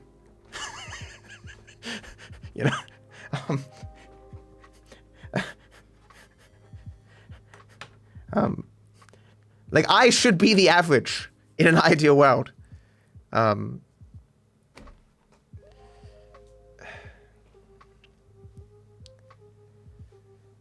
don't like to communicate these thoughts because it probably comes across that I'm insulting people or some such. I might even be in a way. So I don't like communicating these thoughts. As I said, I preferred when I considered myself just to be like an average dude. And now that I consider myself, you know, at least above average or whatever, that's concerning to me.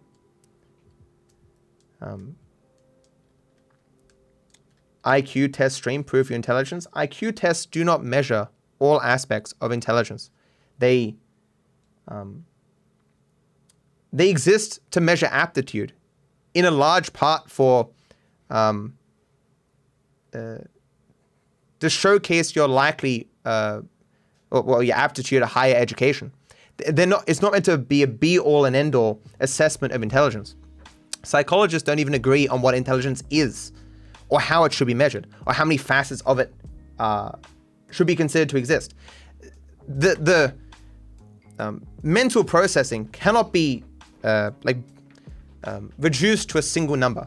Anyone who tells you otherwise is a fool. It doesn't mean that the number can't be predictive or useful in some contexts, in studies or what have you, but it doesn't define your mental capabilities. You will find people with high IQs who are ridiculously dumb in ways that they would appear to be very gullible to you, or to believe things entirely foolish. Maybe in part because they believe they're so smart because they have a high IQ.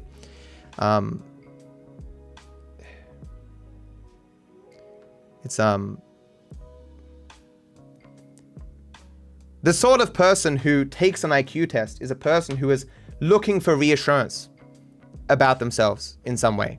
The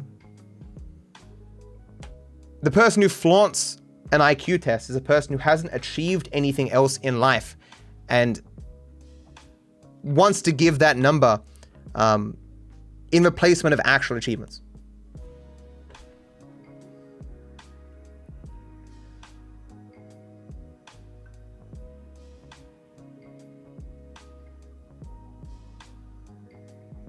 IQ tests are really good to find out how good you are at IQ tests. I remember a story talking about how there was a person who administered IQ tests, or at least of some variety, and because of that, he knew what's on the test, and he'd obviously trained on it significantly.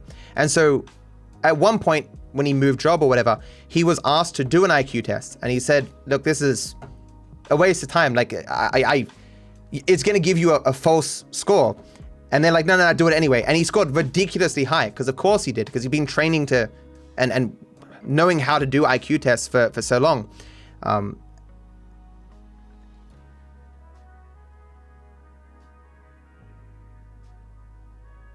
it kind of shows the problem with it, right? It doesn't mean it's a completely pointless tool, because if you give a kid who's 12 or something an IQ test and you want to assess whether the person's likely going to be good in higher education, sure, go nuts. If you're trying to assess whether a person has a mental disability or something, sure, go nuts. But it is a test that you can train for. It's not foolproof. You can do better or worse if you're feeling well that day, if you're sick, if you're tired. It's just, no. There's also some accusations that it has some cultural biases, that certain cultures do better than others on us. It's not something I put a lot of stock in. Anyway. So rat face. I know what it's actually called, but that's what I think of it as. Rat face. Yeah.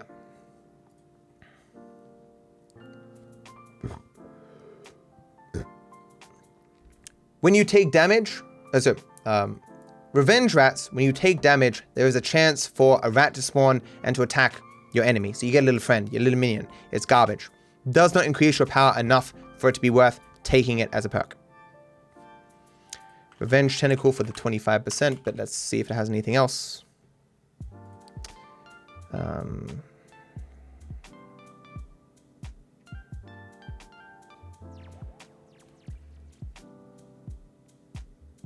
Yeah. So Revenge Tentacle shoots out a tentacle to attack anything that attacks you, and you also get a 25% resistance to projectile damage.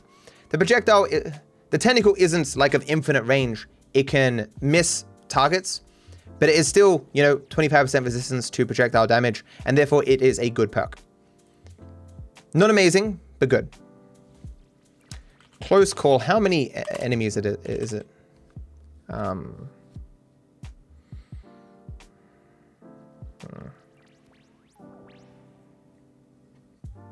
Yeah. Close call is a perk that gives you increased critical strike damage. Oh, chance. Close call is a perk that gives you additional critical strike chance when there's enemies nearby, and you don't want enemies to be so close to you that you get close calls additional damage. They have to be like up in your ass for this damage to really be a thing. And if something's that close to you, it's probably not going to be, this perk is probably not going to be the difference between whether or not you kill it before it kills you. So it's garbage.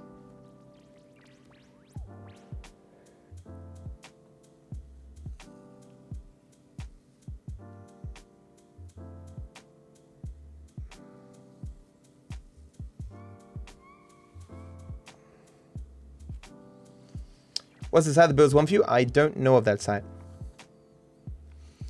Thank you, Spyro, for the sub. And Crazy, thank you so much, guys. Hope you're both doing good.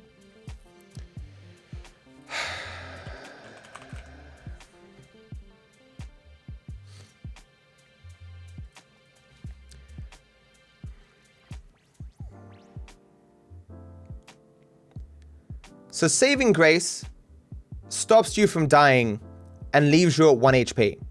So if you take 1,000 damage and you have 100 HP, you stop at 1. It is reusable, so if you heal beyond 1, it'll again stop you at 1 if you would go below that and die. The reason why Saving Grace isn't that good of a perk is because usually when you're taking a significant amount of damage to the degree that you're going to get to 1 HP, usually you have some sort of dot on you. Fire, toxic sludge, whatever, and you're about to die. You're going to die to that dot damage. Or you're being swarmed by enemies and getting fired at, and so that nanosecond where you stay alive on 1 HP doesn't help you. There is going to be contexts where Saving Grace will save your life. That is certainly true. But that is the case with all other perks. Every single other perk here is more likely to keep you alive for longer than Saving Grace. It is still a good perk. It has to go into B, but it is, again, one of the worst of the good perks.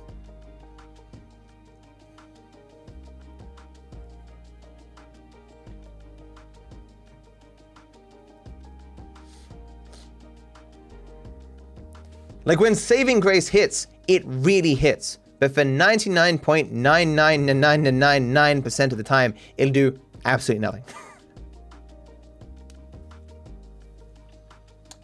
Does that go with regeneration? I don't think there's any regeneration in the game, other than like a Circle of Vigor.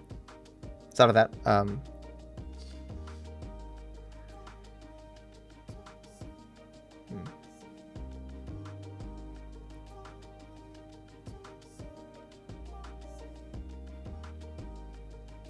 Oh, did I say that, Young? I'm sorry. Whoops. Young does point out you can't actually die from toxic sludge. My bad. I did know that. I misspoke. Fire then. Fire is ubiquitous.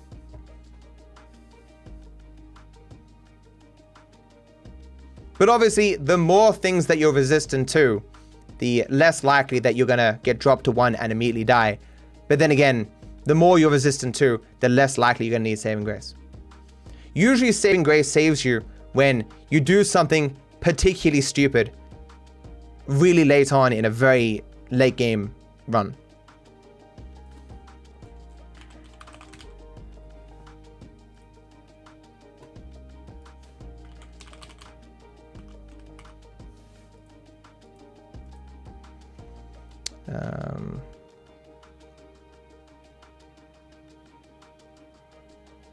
Yeah. So Permanent Shield gives you a permanent shield. It's a little barrier around you. It won't necessarily stop very fast moving projectiles like the sniper, for example, in the ice level. But it will protect you from, for example, polymorph shots, one of the most dangerous thing in the game.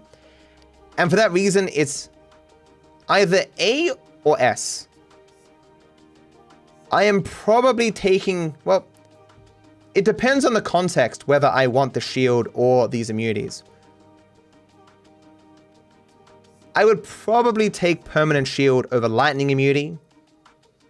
Would I take it over perk lottery? Again, it depends on where I'm at in the game. If I feel particularly weak and vulnerable, I'm taking the shield. If I feel like I'm strong and can survive a long time, I'm taking perk lottery. I'm going to stick in S. I hate polymorph shots.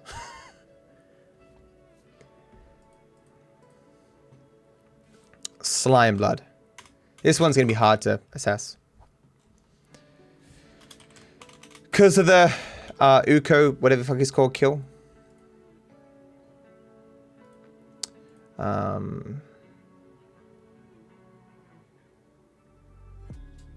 Okay. So slime blood makes it so that you bleed slime. This makes it so slime doesn't slow you down, and it gives you a 25% resistance to projectiles. The one downside it has is that an Uko, which is a lightning dude, if he fires a shot at you and it hits you, the lightning will scatter around the slime that you're producing and hit you for like infinite lightning damage, and you die instantly. Had it happen once. Terrible. Other than that, it's not a bad perk. I'm not sure any other creature can do that. It is definitely a good perk. Slime is annoying to be slowed, and projectile resistance is of course good, but it does have that downside and makes it kind of scary. And that's probably the only reason I wouldn't put it in A.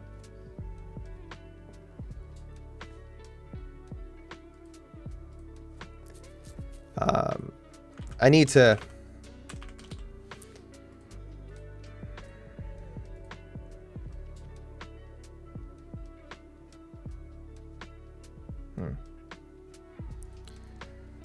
So stainless armor reduces your stainless armor reduces the damage that you take by 50%, which is obviously very good, and it stacks. So it keeps halving the damage. And if you get enough of these, you'll be effectively immune to damage, which is kind of necessary to at least some extent for some of the really late game achievements, where you want to be taking effectively no damage, despite that millions of damages can potentially be thrown at you. It is definitely, well, the problem with it is if you have like a drop of water on you, then it does nothing. And so repelling cape is obviously important, as is like gas blood or freezing field, to make it so that you're less likely to get stains. It is such an important perk for the really late game stuff that I want to put it in S, but you don't really want it early. Like getting it early, if you're ever in danger, you've got some stain on you. And stains stick on you for a long time. Like if we're early game, I would take any of the A perks over stainless armor.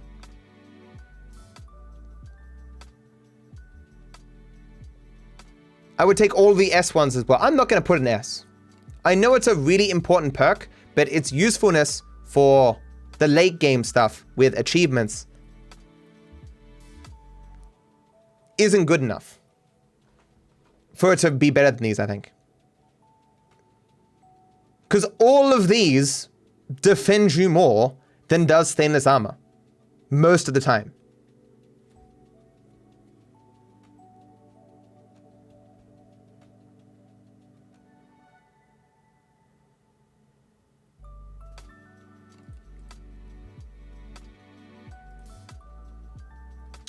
This is kicks, right? I never take this and it's garbage, but I want to read, make sure I'm not missing stuff.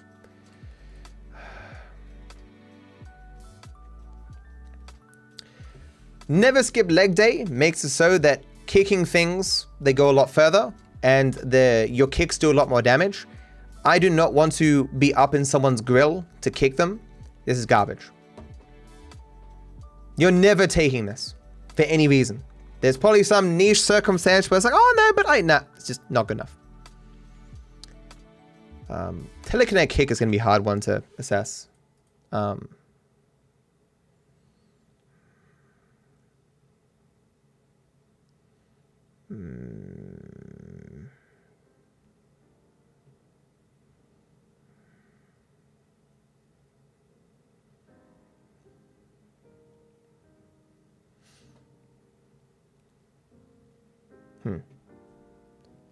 I did not know that it had a synergy with Lukey mutation. Doesn't matter.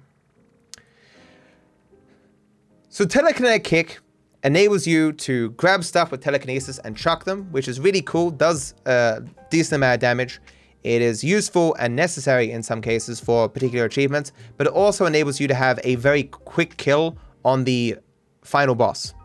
In basically any speedrun or one game where you're just trying to beat the game as fast as possible or what have you, grabbing a chunk of material and chucking it at the final boss to kill him instantly is very satisfying and very cool.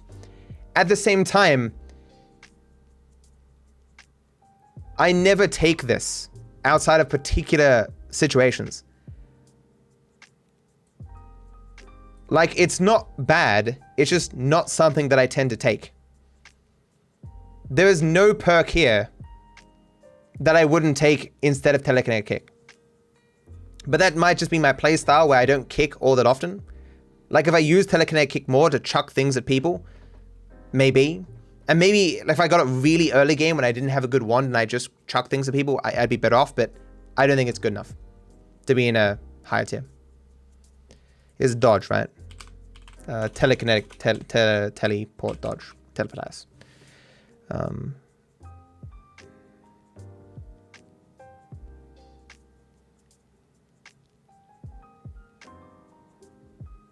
Yeah. So teleportitis, whenever you take damage, it's almost take damage, right? Oh no, it's dodge. It's teleport dodge. Yeah, yeah. Teleportize dodge.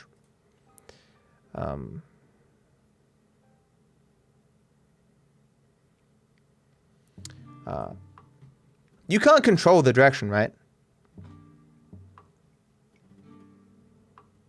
Yeah. So teleportitis dot. No, I should do it the other way around. Well, it's on there now. Teleportitis dodge makes it so that if a projectile is coming towards you, it will teleport you out of the way. It has a cooldown of 2 seconds, but in general, you don't want to be teleporting around in a way that you can't control, because you just teleport into something that kills you, or into an enemy, or into lava, or into polymorphine.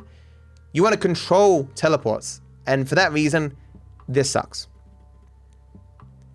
It will save your life 10 times and then kill you. You already asked that, Zapper, and I said I don't know. Teleportitis teleports you. Teleportitis teleports you whenever you take damage, even from like fire or lava or what have you, just projectiles. It will teleport you in a random direction. It says that it gives you a 20% damage reduction from everything, but that has never been the case. They only recently added that into the game in a patch. So for like 2 years, it said you got a reduction of 20%. It said you got a reduction of 20% damage, and it never did that. So this is garbage. It's just going to teleport you somewhere and kill you. For speedruns, it can be useful, I guess, sometimes, if you're really desperate. But in general, garbage.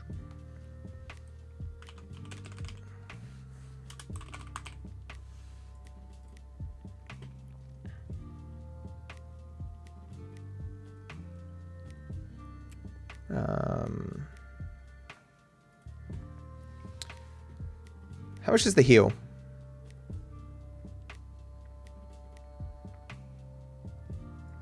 Okay. So trick blood money will make it so that enemies that die to accidents, of which there are many different types, they will drop gold that heals you.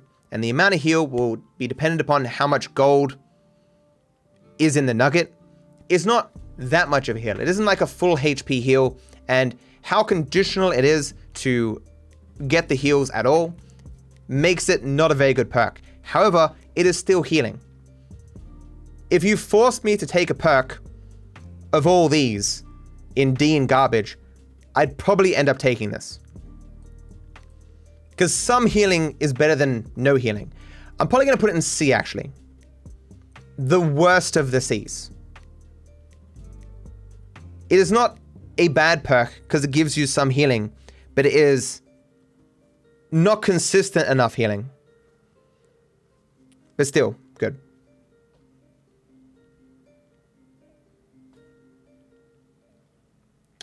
Yeah, I'm not going to watch that stuff. I didn't know that existed. I'd rather not know that existed.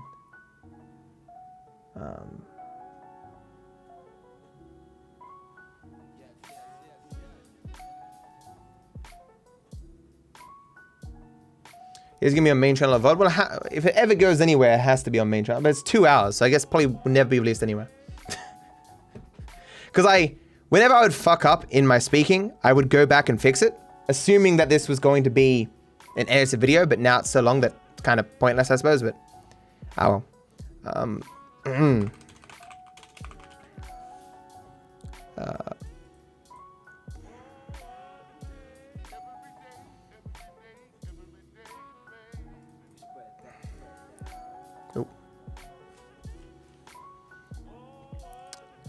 So unlimited spells gives you unlimited spells except for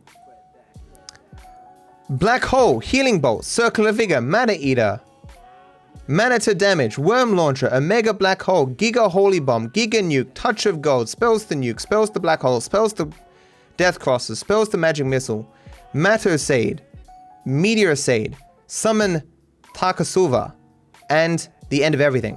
So the main spells that you'd want to be unlimited don't become unlimited with unlimited spells. What are the things that it makes unlimited that are good?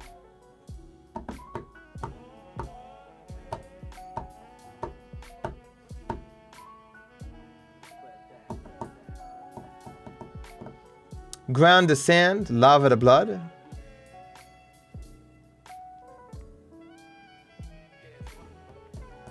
I can't think of any. It's nice to have unlimited bombs early game.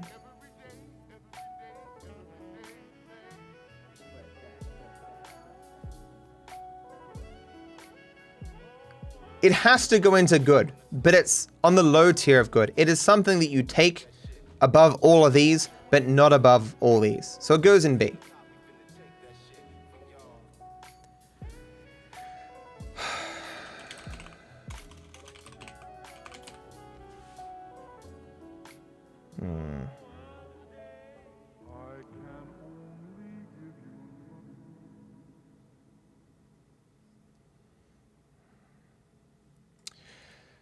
So Vampirism loses you 25% of your max HP, but enables you to regain HP by drinking blood. It is an annoying perk to have because drinking blood from the grounds can cause you to consume things you don't want to consume, and it makes you throw up and take damage.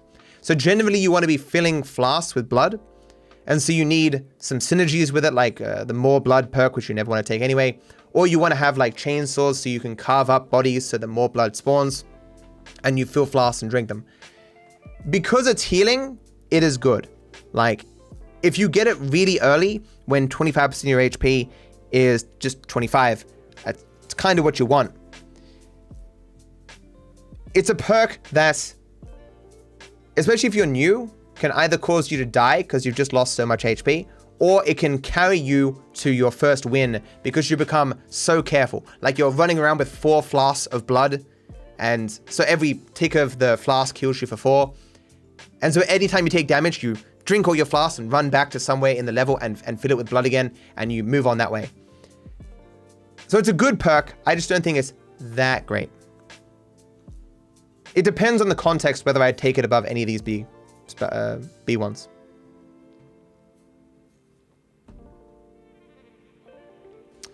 Plague rats.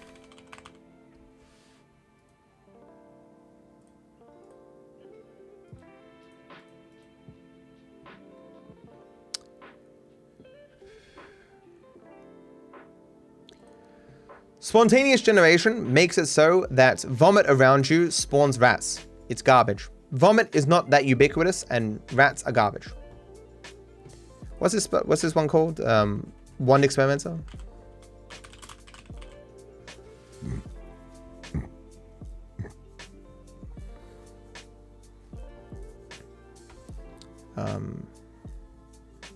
I didn't know that the shuffle ones heal you more. So Wand Experimenter makes it so that every time you cast a new wand, it heals you for a little bit of HP with diminishing returns. So after you cast it, say 10 times, it no longer heals you. Shuffle ones heal you for about 100. Non-shuffle ones heal you for about 60. You can't tinker with the wands and then use them, because if you tinker with them, they're no longer counted as new wands. So you can pick up a wand and it can have a lot of dangerous spells on it that will kill you if you cast it and you can't heal with that wand, or else you'll die. However, it is still really, really good. It is probably still in B, but like a higher B. It depends on how early I'm getting it. Like late game, I don't want it, really. But healing is very valuable in Noita, so anything that gives you some consistent healing is going to be in the higher tiers. I don't think it ends up in A or S, though. One radar points out wands on the map. Garbage. It doesn't make you immediately stronger. Wands already glow off screen. Sure, like it gives you more direction as to where the wands are from further away, but that's not good enough of a perk. Does Worm Attractor have any benefits?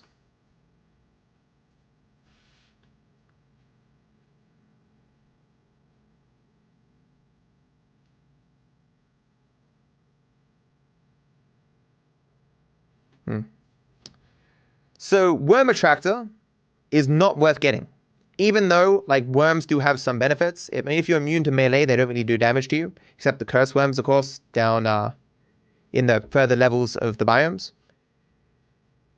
And of course, you can kill worms and get health increases, but it's just not worth getting a perk for that. And certainly, if you get this when you're not immune to melee, a worm could just come out of nowhere and kill you. It's just not worth it. So that is my entire tier list. It took 2 hours and 15 minutes to get through, when I expected this would take like half an hour or something. I have no idea what I'm going to do with this footage. Might end up like my original mission tier list for GTA 5. Which never came out because it was just too much footage and I don't think I did it well enough. If you happened to watch all this, congratulations. If this ended up on one of my channels, I hope the 10 people who watch it on those channels, I hope the 10 people who watch it on that channel enjoy it. For you, I guess, I hope you enjoyed it, and I wish you all the best. Boop. Thanks for watching, and while I'm sure you're eager to get to the endless other videos on this channel, I'd like to take a moment of your time to wish you all the best.